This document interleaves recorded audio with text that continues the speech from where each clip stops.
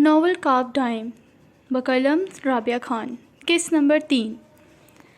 اترتی صبح کو گزرے کافی وقت گزر چکا تھا. میڈیکل یونیورسٹی کے اعلیٰ ستون بلندی سے سر اٹھائے کھڑے تھے. مٹیالے رنگ سے سجی دیواروں کے پار 2 عمارتیں موجود تھیں. ایک عمارت میڈیکل کی درسگاہ تھی اور اسی کے ساتھ اسی نام سے اسپتال کی عمارت بھی موجود تھی. بلند حفاظتی دیواروں کے اندر قدم رکھتے ہی دور دور تک پھیلے سبزہ زار کی خوشبو سانس کے ساتھ اندر اترتی محسوس ہوتی تھی. سبزہ زار کے پار پکی اینٹوں کی سرخ روش موجود تھی. درسگاہ کی بلند دیواروں کے تک اس روش پر چل کر پہلے برآمدے میں قدم رکھا جاتا تھا. برآمدے کے چکنے فرش پر بہت سے ڈاکٹرز اپنے لباس پر سفید کوٹ پہنے آ جا رہے تھے. اسپتال کے ساتھ بنی اس درسگاہ میں میڈیکل کی پڑھائی ہوا کرتی تھی. یہاں پر پڑھانے والے استاد اکثر ساتھ موجود اسپتال کے ڈاکٹرز تھے. وہ ایک قابل قدر درسگاہ تھی اور یہاں پر موجود اساتذہ باہر کی بڑی درسگاہ سے میڈیکل کا علم حاصل کر کے آئے ہوئے تھے. کوئی بھی اس درسگاہ کی علمی حیثیت کو چیلنج کرنے کی جسارت نہیں کر سکتا تھا. کشادہ سے داخلی برآمدے کے دائیں جانب بہت سے کمرہ جماعت تھے. ان میں اساتذہ کرام معمول کے حساب سے پڑھا رہے تھے. اسی برآمدے کی راہداری کے آخری سرے پر موجود ایک کمرہ جماعت میں بارعب سی خاموشی چھائی ہوئی تھی. اوپر کو جاتے زینوں پر لکڑی کی نشستیں بنی تھیں. ان نشستوں پر براجمان طالب علم محو ہو کر سامنے موجود پروفیسر کو سن رہے تھے. بلند دوار گیر شیشے کی کھڑکیوں سے باہر کا ابر آلود سا سرمئی موسم بھی اندر کو جھانک رہا تھا. ڈائز کے پار موجود 35 سالہ پروفیسر اپنی ٹھہری ہوئی نرم آواز میں کچھ کہہ رہا تھا. اس کا قد دراز تھا، آنکھیں زیرک اور انداز بہت نرم سی ٹھنڈک لیے ہوئے. بالوں کو سلیقے سے ایک جانب جمائے ڈریس شرٹ اور سیاہ پینٹ میں ملبوس وہ انتہائی وجیز صورت ماہر نفسیات تھا. پینک اٹیکس، پینک ڈس آرڈرز کیسے بنتے ہیں؟ اس کا سوال سن کر تمام طالب علم مرعوب سے ہوئے تھے. وہ ڈائس سے ہٹ کر اب ہاتھ اونچا کیے وائٹ بورڈ پر سیاہ مارکر سے کچھ لکھ رہا تھا. اس کے ہاتھ بہت خوبصورت تھے، انگلیاں لمبی اور سفید تھیں. پینک اٹیک ایک وقت تک ہوتا ہے. ایک ڈیورشن کے بعد اٹیک تھم جاتا ہے. انگزائٹی اور ذہنی دباؤ، جسے ہم عام زبان میں ڈپریشن کہتے ہیں، یہ 2 اہم عنصر کسی بھی پینک اٹیک کو جنم دینے کے لیے کافی ہیں. لیکن پھر بہت سے انسانوں کے پینک اٹیکس ان کے جنرل ڈس آرڈرز میں کیسے بدل جاتے ہیں؟ وہ بورڈ پر جنرل انگزائٹی ڈس آرڈر لکھ کر پلٹا. یہ آج کا موضوع تھا. ہمیں پریشانی کیوں ہوتی ہے؟ انگزائٹی کی بڑی وجہ جانتے ہیں کیا ہوتی ہے؟ ڈر اور غیر یقینی. اس کے جواب پر خاموش جماعت میں مزید خاموشی پھیلی ہوئی محسوس ہونے لگی. ہمارے دماغ کے لیے کسی دیمک کی طرح کام کرتے ہیں. ہمارا دماغ غیر یقینی سے نفرت کرتا ہے، جیسے فیئر اور انسرٹینٹی ہمارے دماغ کے لیے کسی دیمک کی طرح کام کرتے ہیں. ہم کسی واقعے، آنے والے کل یا پھر پوری معلومات نہ ہونے کی وجہ سے انزائٹی کا شکار ہو جاتے ہیں تو ہمارا دماغ یکدم ڈر جاتا ہے. اس لیے ہم فوراً اس غیر یقینی کو ختم کرنے کے لیے آگے بڑھ کر معلومات اکٹھی کرنے لگتے ہیں.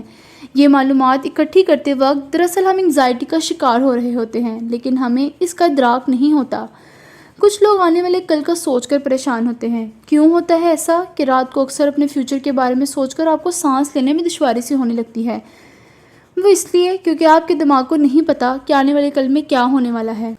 یہ غیر یقینی اسے پاگل کر دینے لگتی ہے. پھر اسے انگزائٹی ہوتی ہے. انسان کا سینہ تنگ ہونے لگتا ہے اور دل بند ہوتا محسوس ہوتا ہے. آپ اٹھ کر فوراً پڑھنے بیٹھ جاتے ہیں. اگر آپ پڑھیں گے نہیں تو میڈیکل کلیئر نہیں کر پائیں گے. یہ نہیں کریں گے تو آپ ڈاکٹر کیسے بن پائیں گے؟ اس غیر یقینی کو ختم کرنے کے لیے آپ بغیر تھکے پڑھتے رہتے ہیں. جب آپ کے دماغ کو محسوس ہونے لگتا ہے کہ آپ اس قابل ہیں کہ اپنا فیوچر سیکیور کر سکیں، تب اس کی انگزائٹی تھمنے لگتی ہے، کیونکہ انسیکیورٹی کافی حد تک زائل ہو چکی ہوتی ہے. اس کے بعد حال کی معلومات آ جاتی ہے. یہ پینک ہونا چھوڑ دیتا ہے. ڈر یکدم ہی ختم ہو جاتا ہے. آپ پڑھ کر بستر پر واپس چلے جاتے ہیں. یاد رہے اٹیک تھم چکا ہے اب. لیکن پھر آپ کا دماغ آپ کو ایک خیال سے ڈنک مارتا ہے. وہ یہاں پر لمحے بھر کے لیے ٹھہرا تھا، ساتھ میں ہلکا سا مسکرایا بھی. طالب علم مرعوب سے چہرہ اٹھائے اسے تک رہے تھے. یہ آپ کے کان میں سرگوشی کرتا ہے کہ اگر مجھے یہ پینک اٹیک دوبارہ ہوا تو. ایک اور غیر یقینی. اب آپ کا دماغ مکمل معلومات نہ ہونے کی وجہ سے ڈر کا شکار ہو جاتا ہے. اگر آپ کو یہ پینک اٹیکس ہوتے رہے تو آپ تو ذہنی بیمار ہو جائیں گے. پھر آپ کو کسی سلائم میں بھیج دیا جائے گا. آپ کا مستقبل تباہ ہو جائے گا. آپ وہ انتہائی ٹھنڈے مزاج کے پروفیسر جیسے کیسے بنیں گے؟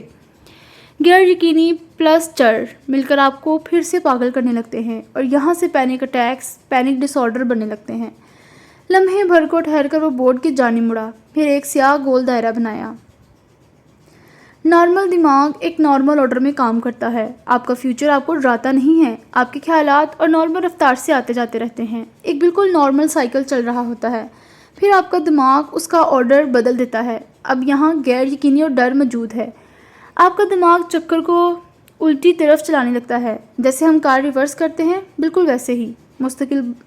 मुस्तकबिल का ख्याल गैर यकीनी को जन्म देता है, गैर यकीनी डर को जन्म देती है, और फिर ये तीन चीज़ें आपका ऑर्डर बन जाती हैं। चूँकि ये नॉर्मल ऑर्डर नहीं है, इसलिए इसे डिसऑर्डर कहा जाता है। आपका दिमाग सीधी तरह सोचने के बजाय टॉक्सिक अंदाज से सोचने लगता है। फिर यह आपका बिहेवियरल पैटर्न बन जाता है। आप हर चीज़ को डर और गैर यकीनी के साथ सोचने के आदी हो जाते हैं। फिर हमारे लिए रोज़मर्रा की एंग्जाइटी एक नॉर्मल रवैया बन जाती है। एक रिसर्च के मुताबिक इस पैंडेमिक की जद में आने के बाद दुनिया में 80% लोगों ने जनरल एंग्जाइटी डिसऑर्डर हो चुका है और वो इस बात से बेखबर हैं। एक इंतहाई ऐब नॉर्मल पैटर्न उनके लिए नॉर्मल बन गया है। हमारा दिमाग एक बहुत अजीब चीज़ है, अजीब और ख़तरनाक। अगर आप इसे कंट्रोल नहीं करेंगे तो ये आपको कंट्रोल करने लगेगा। इसके ठंडे से अंदाज में कहने पर बहुत से तलबा की रीढ़ की हड्डी सुनाई थी। मार्कर बंद करके डाइस पर रखते हुए अब वो झुककर सफ़ेद कागजात उठा रहा था। फिर इसे क्लास मॉनिटर की जानिब बढ़ाया। आप सबको होम टास्क दिया जा रहा है। अपने एंग्जाइटी के चक्करदार दायरों को बगौर स्टडी करना है। आप पैनिक अटैक के दौरान आने वाले पैनिक अटैक्स के बारे में कितना सोचते हैं? अगर आप ऐसा सोचते हैं तो क्या आप ऑलरेडी डिसऑर्डर का शिकार नहीं? ये सबसे ज़्यादा जालिम होम टास्क है प्रोफेसर, घुंघराले बालों वाली लड़की ने मुस्कुरा कर कहा, तो वो भी जवाबन मुस्कुराए। अपने आप को जानना बहुत जालिम होता है, लेकिन जब तक आप खुद को जानेंगे नहीं तो आप अपने टॉक्सिक पैटर्न को कैसे बदलेंगे? खुद को बदलने के लिए खुद को जानना इंतहाई नागुज़ीर है। उसके जवाब पर लड़की आंखों में ढेरों सताइश लिए सर हिलाने लगी थी। बहुत शुक्रिया प्रोफेसर मोइज़ हसन, इसने मतान से मुस्कुराकर सर हिलाया और फिर अपना सफ़ेद कोट हाथ में लिए राहदारी में आ निकला। वो इस काबिल कदर दरसगाह का एक अहम उस्ताद था, एक काबिल माहिर नफ्सियात मोइज़ हसन। राहदारी में अब बहुत से तलबा इसे सताइश से तकते सलाम कर रहे थे। वो नर्म मुस्कुराहट के साथ सर के खम से उनके जवाबात देता बगैर रुके आगे बढ़ रहा था। इसका कैबिन अस्पताल के साइकेट्रिक वार्ड में मौजूद था। सफ़ेद लंबी उंगलियों वाला माहिर नफ्सियात अब संजीदगी से आगे बढ़ रहा था। वो ऊपर मौजूद फ्लोर पर आए तो यूवेल सामने ही नज़र आ गया। उसकी हालत देख चंद पल वो गुंगसा खड़ा था। ये क्या हो रहा है? तुम्हारे बालों को क्या हुआ है? वो ऑफिशियल कार्ड उंगलियों में घुमाती आगे बढ़ रही थी। फिर रेस्ट रूम की जानिब बढ़कर अपना हुलिया दुरुस्त किया। जब वापस नज़र के ऑफिस में आई तो हालत खासी बेहतर थी। मेकअप को हल्का सा टच देकर उसने बालों में ब्रश चलाया तो सब कुछ अपनी दार पर दुरुस्तगी से आ लगा। मेरी जूलिया से लड़ाई हो गई थी, इसने ऐलान किया। नज़र जो कुर्सी पर पीछे होकर बैठा गिरते गिरते बचा। वो दोनों आंखें फैलाए उसे तक रहे थे।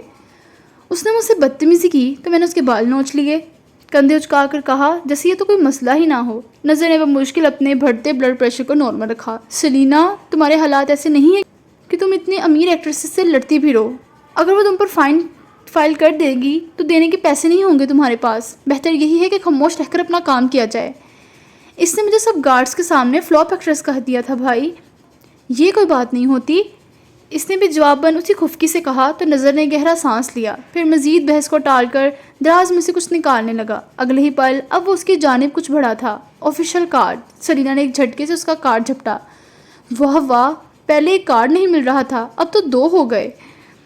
वो दोनों को निगाहों के सामने किए बच्चों की सी खुशी से कह रही थी। यूवेल उसकी खुशी देख बेसाख्ता ही मुस्कुराया। अलबत्ता नज़र की पेशानी पर इस्तफामिया से बल नमूदार हुए थे। ये दूसरा कार्ड कहाँ से आया? चीफ अंकल ने दिया है अपना कार्ड, जताकर उसके गोश गुजार किया तो वो गहरा सांस भर के रह गया। वो इन 2 कार्ड्स को देख देख कर थक नहीं रही थी। फिर अलविदाई कलमात कहकर यूवेल के साथ बाहर की जाने बढ़ गई। एक डायरेक्टर ने हमसे तुम्हारे मुतालिक राब्ता किया है। हो सकता है कि उसका सेक्रेटरी तुमसे कुछ दिनों तक राब्ता करे। अगर उनका फ़ोन आए तो फ़ौरन हामी भर लेना। लीड रोल की बात कर रहे थे वो उसकी जानिब खुशी से चमकती आंखें लिए देखती रही, फिर मुस्कुराकर सर हिलाती लिफ्ट की जानिब बढ़ गई। ऑफिशियल लिफ्ट का ख्वाब पूरा हुआ चाहता था। यूवेल उसकी खुशी पर मुस्कुराता हुआ उसे हाथ हिला रहा था। वो भी पुरजोश ही हाथ हिलाती रही। लिफ्ट के दरवाज़ा बंद हुए तो यूवेल पलट आया। नज़र अपने ऑफिस में परेशानी से विराजमान था। चीफ ने अगर खुद ही इसे कार्ड देना था तो हमसे इतना रिस्की काम करवाने की क्या ज़रूरत थी? यूवेल ने अंदर आते ही पूछा तो नज़र ने ला इल्मी के बायस सर नफ़ी में हिलाया। चीफ का रवैया उसके लिए भी सवालिया निशान था। اسی فلور کے نچلے فلور پر یاسر ایک بار پھر حنیفہ کے سامنے ہاتھ ادب سے باندھے کھڑا تھا۔ نظر سے سلینا کو آفیشیل کارڈ دینے کا میں نہیں کہا تھا۔ وہ ان کی بات سن کر ہلکا سا حیران ہوا۔ وہ یہاں کی آفیشیل ایکٹریس نہیں ہے، جس کا مطلب ہے کہ ایجنسی کے پاس اسے کارڈ دینے کا کوئی جواز نہیں، لیکن چونکہ اس کی سیکیورٹی زیادہ اہم ہے تو میں نے نظر کو اسے کارڈ لیگل طریقے سے دینے کا کہا تھا۔ اس کی ذمہ داری میری ہے، نظر یا یوول کی نہیں۔ انہوں نے متانے سے کہہ کر یاسر کا نظر کے خلاف چارج فائن رد کر دیا۔ وہ سمجھ کر سر ہلاتا باہر نکل آیا۔ سر شکر کہ چیف نے اسے آج کے عجیب و غریب حادثے کے بارے میں کوئی بات نہیں کی تھی۔ وہ اپنے کیبن میں چلا آیا۔ گارڈز اب تک اس کے سر پر سوار تھے۔ یہاں انہیں ایک ایکٹریس نہیں دکھتی تھی اور یاسر کے لیے دو ایکٹریسز لڑ رہی تھی۔ کیا اب تم سب میرے سر سے ہٹو گے؟ اس نے بلند آواز سے سب کو جھاڑا تو وہ ڈر کر یکدم ہی پیچھے ہوئے، پھر نظریں چرا کر اپنے اپنے کیبنز کی جانب بڑھ گئے۔ اس نے ایک خون خوار نگاہ دروازے پر ڈالی تھی۔ کچھ پل بعد سینئر گارڈز اس کی جانب ایک فائل لیے بڑھے۔ یہ فائل جولیا کے متعلق تھی اور اس نے ہی مانگی تھی۔ وہ سر کے خم سے ان کا شکریہ ادا کر رہا تھا۔ وہ پلٹتے پلٹتے لمحے بھر کو ٹھہرے، پھر اس کی جانب جھکے۔ ایسا کیا کیا ہے تم نے کہ ایک نہیں دو حسین عورتیں لڑ رہی تھی تمہارے لیے؟ وہ سرگوشی سے پوچھ رہے تھے، لیکن زار اور شیر کے کانوں تک یہ سرگوشی پہنچ چکی تھی۔ ان کی ہنسی بے ساختہ تھی۔ یاسر کی گھوری پر فوراً سے اس نے ہنستے ہنستے کھانسنے لگے تھے وہ دونوں۔ ساحر جو اس کے ساتھ ہی کرسی پر بیٹھا تھا یکلگتی اس کی جانب جھکا۔ میں بھی جاننا چاہتا ہوں۔ وہ جو بولتا نہیں تھا اب سے پوچھ رہا تھا۔ اس نے ضبط سے آنکھیں بند کر کے گہرا سانس لیا۔ میرا خیال ہے میں یہاں سے ہی اٹھ جاتا ہوں۔ باہر کی جانب بڑھتے ہوئے اس نے آفس کا دروازہ ٹھاک کی آواز سے بند کیا تھا۔ ایسی کی تیسی نیکلیسز کی۔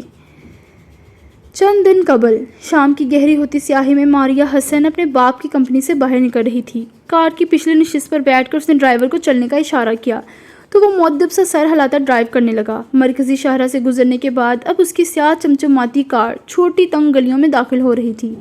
ایک تنگ و تاریک گلی کے آخری سرے پر کار رک گئی تھی۔ اس تنگ گلی میں کار نہیں جا سکتی تھی، اس لیے اسے خود چل کر جانا تھا۔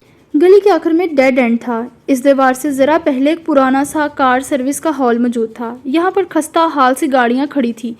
آئل اور کال کے کھلے پرزوں کی عجیب سی بو تھی اس کباڑ خانے میں۔ وہ ناک پر ہاتھ رکھتی آگے بڑھائی۔ ایک جانب اندھیرے میں کوئی موجود تھا۔ وہ اس جگہ کو پہچانتی تھی، لیکن اس جگہ کی بو سے اسے چکر آنے لگتے تھے۔ وہ کبھی اس بدبو کی عادی نہیں ہو سکتی تھی۔ اندھیرے میں کرسی پر براجمان شخص کا چہرہ واضح نہیں تھا، نہ ہی ماریہ نے اس کا چہرہ دیکھنے کی کبھی خواہش کی تھی۔ وہ سامنے رکھے ایک سٹول پر پرتکلف سی بیٹھ گئی۔ ملیٹنٹ، میں نہیں جانتی تم کون ہو، کہاں سے ہو اور کیسے دکھتے ہو، لیکن میں اتنا جانتی ہوں کہ تم اپنے کام میں خاصے ماہر اور منجھے ہوئے ہو، اسی لیے ہم ڈائریکٹ کام کی بات پر آئیں گے۔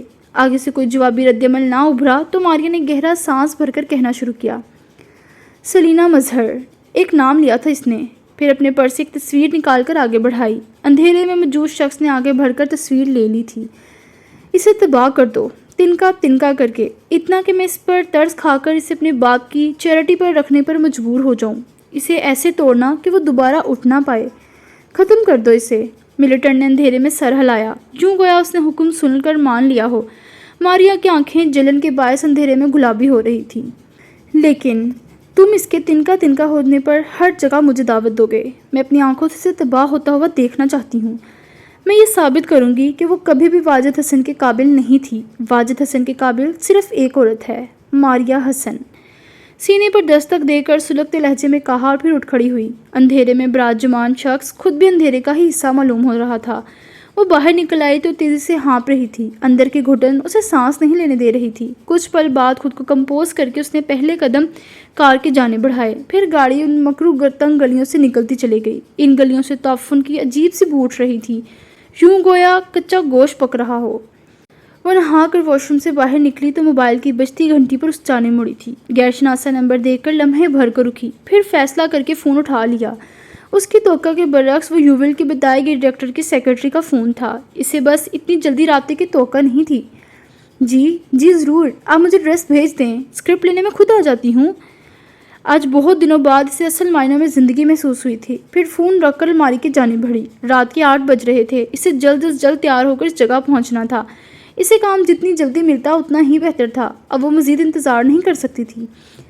دوسری جانب یاسر گہری ہوتی رات کے اندھیروں میں گاؤں میں موجود دادا کے سفید محل کے سامنے گاڑی روک رہا تھا، پھر چھوٹی سی باڑ کو پار کرتا آگے بڑھ آیا۔ سردار دروازے میں ہی اس کا انتظار کر رہے تھے۔ ان کے بولنے سے قبل ہی اس نے رائٹنگ پیڈ ان کی جانب بڑھا دیا۔ آپ کا آٹوگراف، آہستگی سے کہا تو دادا نے اس کے ہاتھ سے پیڈ چھینا، پھر صوفے پر جا بیٹھے۔ ان کی پشت کو دیکھ کر رہ گیا۔ اس میں تو انہیں جیسے دلچسپی تھی ہی نہیں۔ اس سے سر ہلایا اور پھر اپنے کمرے کی جانب بڑھایا۔ شاور لیا تو طبیعت کچھ بحال ہوئی۔ آج بہت تھکا دینے والا دن تھا۔ جینس پر سیاہ بٹن شرٹ پہنے اب وہ آستین کوہنیوں سے موڑ رہا تھا، پھر موبائل اٹھاتا کمرے سے باہر چلا آیا۔ خوش ہیں اب آپ؟ اس نے پوچھا۔ بہت۔ سردار کی آواز خوشی سے بھرائی ہوئی تھی۔ وہ آٹوگراف کو ہر زاویے سے دیکھ رہے تھے۔ انہیں ایسے دیکھ کر لمحے بھر کے لیے اسے سیلینا یاد آئی تھی۔ وہ بھی اپنا کارڈ ایسے ہی ہر طرف سے دیکھ رہی تھی۔ کچھ کھانا دیں گے یا پھر آٹوگراف پر ہی گزارا کرنا پڑے گا مجھے؟ اس نے صوفے پر بیٹھے ہوئے کہا تو دادا ہنس کر سر ہلاتے اٹھے۔ وہ آج بہت خوش تھے۔ کچن سے اٹک پٹک کی آواز پر وہ ہلکا سا مسکرایا، پھر موبائل نگاہوں کے سامنے کیا۔ اگلے ہی پل مسکراہٹ غائب ہوئی۔ اس کی ماں کا پیغام سامنے ہی جگمگا رہا تھا۔ اس نے انگوٹھا رکھ کر پیغام کھولا۔ سانس جیسے رک گیا تھا ایک لمحے کے لیے۔ بچپن کی ایک سیاہ رات نظروں کے سامنے لہرائی۔ 9090C14۔ وہ اگلے ہی پل اٹھ کر تیزی سے باہر کی جانب بھاگا۔ سردار نے اسے باہر بھاگتے دیکھ کر آوازیں دی، لیکن وہ کار تیزی سے ریورس کرتا جانے کہاں جا رہا تھا۔ نکسک سا تیار ہوئی سیلینا نے ڈریس دیکھنے کے لیے پیغام کھولا تو آنکھیں لمحے بھر کو پھیل سی گئی۔ یہ ڈریس اسکرپٹ لینے کے لیے انتہائی غیر مناسب تھا۔ اگلے ہی پل سیکرٹری کے نمبر سے کال آنے لگی تو اس نے بمشکل مسکرا کر کال اٹھائی۔ نہیں میں آ رہی ہوں، پلیز آپ یہ رول کسی اور کو مت دیجیے گا، اس نے منت کی۔ پھر اگلی کوئی بھی بات سوچے بغیر باہر کی جانب بڑھ گئی۔ اسے بہت سے کڑوے گھونٹ پینے ہوں گے۔ وہ ایسے ہی اپنے پیروں پر کھڑی نہیں ہو سکتی تھی۔ پارکنگ ایریا میں موجود اس کی کار کا ٹائر برس تھا۔ اسے چاروں نہ چار ٹیکسی لے کر ہی جانا تھا۔ وہ پریشانی سے کھلے بال پیچھے کرتی باہر کی جانب بڑھی تھی۔ شہر کی تاریک گلیوں میں موجود کیفیز تلے بڑے بڑے کلبز موجود تھے۔ ان کلبز میں دنیا جہان کے فحش، بارسوخ مافیاز اور سیاستدان آیا کرتے تھے۔ اس کی ماں نے سردار کو بتایا تھا کہ وہ یاسر کو بلانے کے لیے کسی بھی حد تک جا سکتی تھی، اور اس نے یہی کیا تھا۔ یاسر کے پاس پیغام میں موجود نمبر اس کلب میں موجود ایک چیمبر کا نمبر تھا۔ وہ شراب کے نشے میں دھت لوگوں کی جگہ تھی۔ وہ اپنی ماں سے جتنی بھی نفرت کرتا، لیکن وہ انہیں یہاں ایک پل کے لیے بھی اکیلا چھوڑنے کا سوچ نہیں سکتا تھا۔ کار گلی میں ایک جانب روک کر وہ ایک کیفے کے اندر بھاگا، پھر نچلے زینوں پر تیزی سے اترنے لگا۔ لڑکیاں نازیبا لباس تن کیے نشے میں غرق مردوں کو سہارا دیا اور اوپر نیچے جا رہی تھی۔ اس نے درمیانی ہال میں پہنچ کر ایک پل کو سانس لیا۔ وہ اس جگہ کو پہچانتا تھا۔ ہر رنگ کی بتیاں جل رہی تھی کلب میں۔ تیز بجتے میوزک کے باعث کان پڑی آواز تک نہیں سنائی دیتی تھی۔ وہ ایک راہداری کی جانب بڑھ آیا، پھر عورتوں کی آوازیں دینے پر بھی تیزی سے آگے بڑھا اور اس مطلوبہ چیمبر کا دروازہ دھاڑ سے کھولا تھا۔ اس کی ماں ایک جانب قیمتی نشست پر تنہا بیٹھی اس کا انتظار کر رہی تھی۔ اسے دیکھ کر لمحے بھر کو فاتحانہ سا مسکرائی۔ اس کی آنکھیں ضبط سے گلابی ہو رہی تھی۔ سیلینا اسی پل اسی کلب کے درمیانی ہال میں زینوں سے اتر آئی تھی۔ اسے یہی ڈریس بتایا گیا تھا۔ شراب اور مختلف ڈرگز کی بو سے اسے بے ساختہ ہی متلی ہوئی۔ بمشکل گہرا سانس لیتی وہ مطلوبہ راہداری کی جانب بڑھ آئی تھی۔ موبائل پر جگمگاتا چیمبر کا نمبر دیکھ اس نے تھوک نکلا اور پھر بچتی بچاتی آگے بڑھ آئی۔ میں نے کہا تھا نا کہ میں تمہیں بلانے میں ہمیشہ کامیاب ہو جاتی ہوں، تم مجھ سے انحراف نہیں کر سکتے۔ وہ اٹھ کر اس کے پاس چلی آئی تھی۔ چیمبر کے اندر بجتے میوزک کی محض دھمک سنائی دے رہی تھی۔ کمرے کی دیواریں ایسے ڈیزائن کی گئی تھی کہ باہر کا میوزک اندر موجود نفوس کی گفتگو میں حائل نہیں ہوا کرتا تھا۔ آپ کبھی کامیاب نہیں ہوں گی، کبھی بھی نہیں۔ اس نے اگلے ہی پل انہیں ہاتھ سے تھاما اور باہر نکل آیا، لیکن راہداری میں جو اس نے دیکھا وہ اس کی قدم زنجیر کر دینے کے لیے کافی تھا۔ سیلینا کو ایک نشے میں دھت شخص چیمبر کے اندر زبردستی گھسیٹ رہا تھا۔ وہ اس سے اپنا بازو بمشکل چھڑاتی شاید رو رہی تھی۔ اس کے ساتھ اسکرپٹ کے نام پر اس کا کام ہو گیا تھا۔ یکایک اس کی نظر یاسر پر پڑی تو وہ ساکت سی ہو گئی۔ سلطانہ بھی یاسر کے رک جانے پر چونک کر رک گئی تھی۔ پھر اس کی نظروں نے یاسر کی نظروں کے تعاقب میں دیکھا۔ ساکت ہوئی سیلینا پر نظر پڑتے ہی وہ حیران ہوئی تھی۔ یاسر نے نظر انداز کیا اور سلطانہ کو اپنے ساتھ لیے آگے بڑھایا، لیکن پھر وہ آگے نہیں بڑھ سکا۔ وہ دو شہد رنگ آنکھیں اسے بہت امید سے تک رہی تھی۔ نشے میں دھت شخص اسے گالیاں دیتا وہ بری طرح اندر گھسیٹ رہا تھا۔ اس نے آنکھیں ضبط سے بند کی، پھر سلطانہ کا ہاتھ چھوڑ کر پوری قوت سے مخالف سمت میں بھاگا۔ ایک زوردار لات اچھل کر اس شخص کے سینے پر ماری تو وہ لڑکھڑا کر بری طرح پیچھے جا گرا۔ ایک پل کو جیسے ہر شے رک سی گئی تھی۔ اس نے ایک لمحے کو پلٹ کر زخمی آنکھوں سے سیلینا کو دیکھا تھا، پھر گہرے گہرے سانس لیتا آگے بڑھا اور گرے شخص کو گرے باندھ سے کھینچ کر اٹھایا۔ Let me teach you a fucking lesson. اس نے اگلے ہی پل اس کے جبڑے پر ایک زوردار مکہ مارا تھا اور پھر جب تک اس کا جبڑا پھاڑ نہیں دیا تب تک مارتا رہا۔ بجتے میوزک کے باعث کسی کو بھی اس کے چیخنے کی آواز نہیں جا رہی تھی۔ نیلی پیلی روشنیوں میں سب خون آلود ہو گیا۔ وہ اگلے ہی پل پیشانی سے پسینہ صاف کرتا مڑا، سلینا کو جارحانہ انداز میں کوہنی سے تھاما اور اپنے ساتھ گھسیٹتا ہوا آگے بڑھا۔ وہ اس کے ساتھ کھینچی چلی جا رہی تھی۔ راہداری کے سرے پر ٹھہر کر دوسرے ہاتھ سے اس نے اپنی ماں کو بھی کوہنی سے تھاما اور پھر پتھر چہرہ لیے دونوں عورتوں کو تھامے کلب کے مکروہ ماحول سے انہیں بچاتا ہوا نکل آیا۔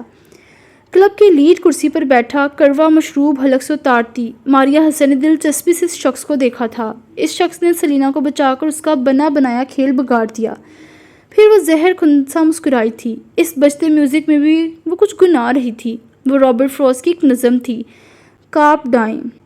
پھر ٹہر کر مسکراتی ہوئی اٹھ کھڑی ہوئی۔ گنگناہٹ اب تک جاری تھی، be happy happy happy and seize the day of pleasure. اس نظم سے کوئی کیسا بھی مطلب نکالتا، لیکن جو ظالم اور خوف زدہ کر دینے والا مطلب ماریا نے اخذ کیا تھا وہ کسی بھی انسانی زندگی میں قابل قبول نہیں تھا۔ ایک ہی سطر بار بار گنگنا کر آگے بڑھتی وہ اب تک مسکرا رہی تھی۔ اس کے لیے اصل کھیل اب شروع ہوا تھا۔ ماما، بابا بہت بیمار ہیں، میں بہت اکیلا اور ڈرا ہوا ہوں۔ بابا چل نہیں سکتے، بابا اب کبھی اٹھ نہیں سکتے۔ ماما، کیا مجھے سن رہی ہیں؟ ہسپتال کے کاؤنٹر پر رکھے فون کا ایک سرا کان سے لگائے اس کی ہتھیلیوں میں پسینہ آ چکا تھا۔ 11 سالہ ایک بچہ بھیگی آنکھیں لیے رندھی ہوئی آواز میں کہہ رہا تھا، ماما۔ اس نے ایک بار پھر کہا۔ رابطہ منقطع ہو چکا تھا۔ وہ تکلیف سے تنگ ہوتا سینہ لیے وہیں کھڑا رہا، فون کو سختی سے تھامے گرتے آنسوؤں کے ساتھ۔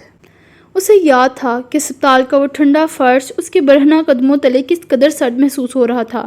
اسے اس سرد فرش کی ٹھنڈک آج تک اپنی ذات کے اندر کھپتی ہوئی محسوس ہو رہی تھی۔ اس نے آہستہ سے لمبی تار والا فون رکھ دیا۔ ریسیپشن کے پار موجود لڑکی نے بہت دکھ سے اس چھوٹے بچے کو دیکھا تھا۔ اسے یاد تھا جب وہ بابا کے ہسپتال والے کمرے کی جانب بڑھ رہا تھا تب اس کی ٹانگیں کانپ رہی تھیں۔ اس ہسپتال کے ٹھنڈے وجود میں آہستگی سے برف بنتا جا رہا تھا۔ ان دنوں کی خوفناک تنہائی نے یاسر عالم کا پیچھا کبھی نہیں چھوڑا تھا۔ دادا اور دادی حج کی ادائیگی کے لیے سعودیہ گئے ہوئے تھے۔ اس کی ماں اپنی بلاک بسٹر فلم کے لیے نیو یارک کے آسمان تلے شوٹنگ پر موجود تھی اور وہ ہسپتال کے اس ٹھنڈے کمرے میں اپنے باپ کے لاغر وجود کے ساتھ بالکل تنہا تھا۔ اس نے ہاتھ آگے بڑھا کر بابا کے ہاتھ کو چھوا۔ وہ ہاتھ زندگی سے خالی تھا۔ کمرے کے دروازوں پر موجود گول شیشے سے بس یہی دکھائی دیتا تھا کہ ایک چھوٹا سا لڑکا اپنے باپ سے کچھ کہہ رہا تھا۔ اس کے گرم آنسو اپنے باپ کے ٹھنڈے ہاتھوں پر گر رہے تھے۔ شاید وہ ان سے کہہ رہا تھا کہ وہ انہیں بچا لے گا، وہ انہیں اپنی ماں کی طرح کبھی تنہا نہیں کرے گا۔ ہاں، وہ یہی کرے گا۔ اس نے یہی کیا تھا۔ اس نے گرتے آنسوؤں کے ساتھ اپنے باپ کو اس رات بہت سی کہانیاں سنائی، ایسی کہانیاں جن میں موت ہار جاتی ہے اور زندگی جیت جاتی ہے۔ قہر برساتی سیاہ رات تلے یاسر عالم نے پہلی دفعہ اپنی ماں سے نفرت محسوس کی تھی، شدید نفرت۔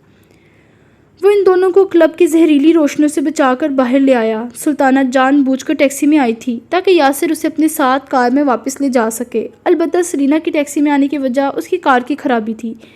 اس نے بغیر کچھ کہے آگے بڑھ کر اپنی گاڑی کا پچھلا دروازہ کھولا۔ سلطانہ نے گہرا سانس لیا اور پھر اندر جا بیٹھی۔ سلینا البتہ اس کی جانب گھومی تھی۔ گارڈ، میں خود چلی جاؤں گی۔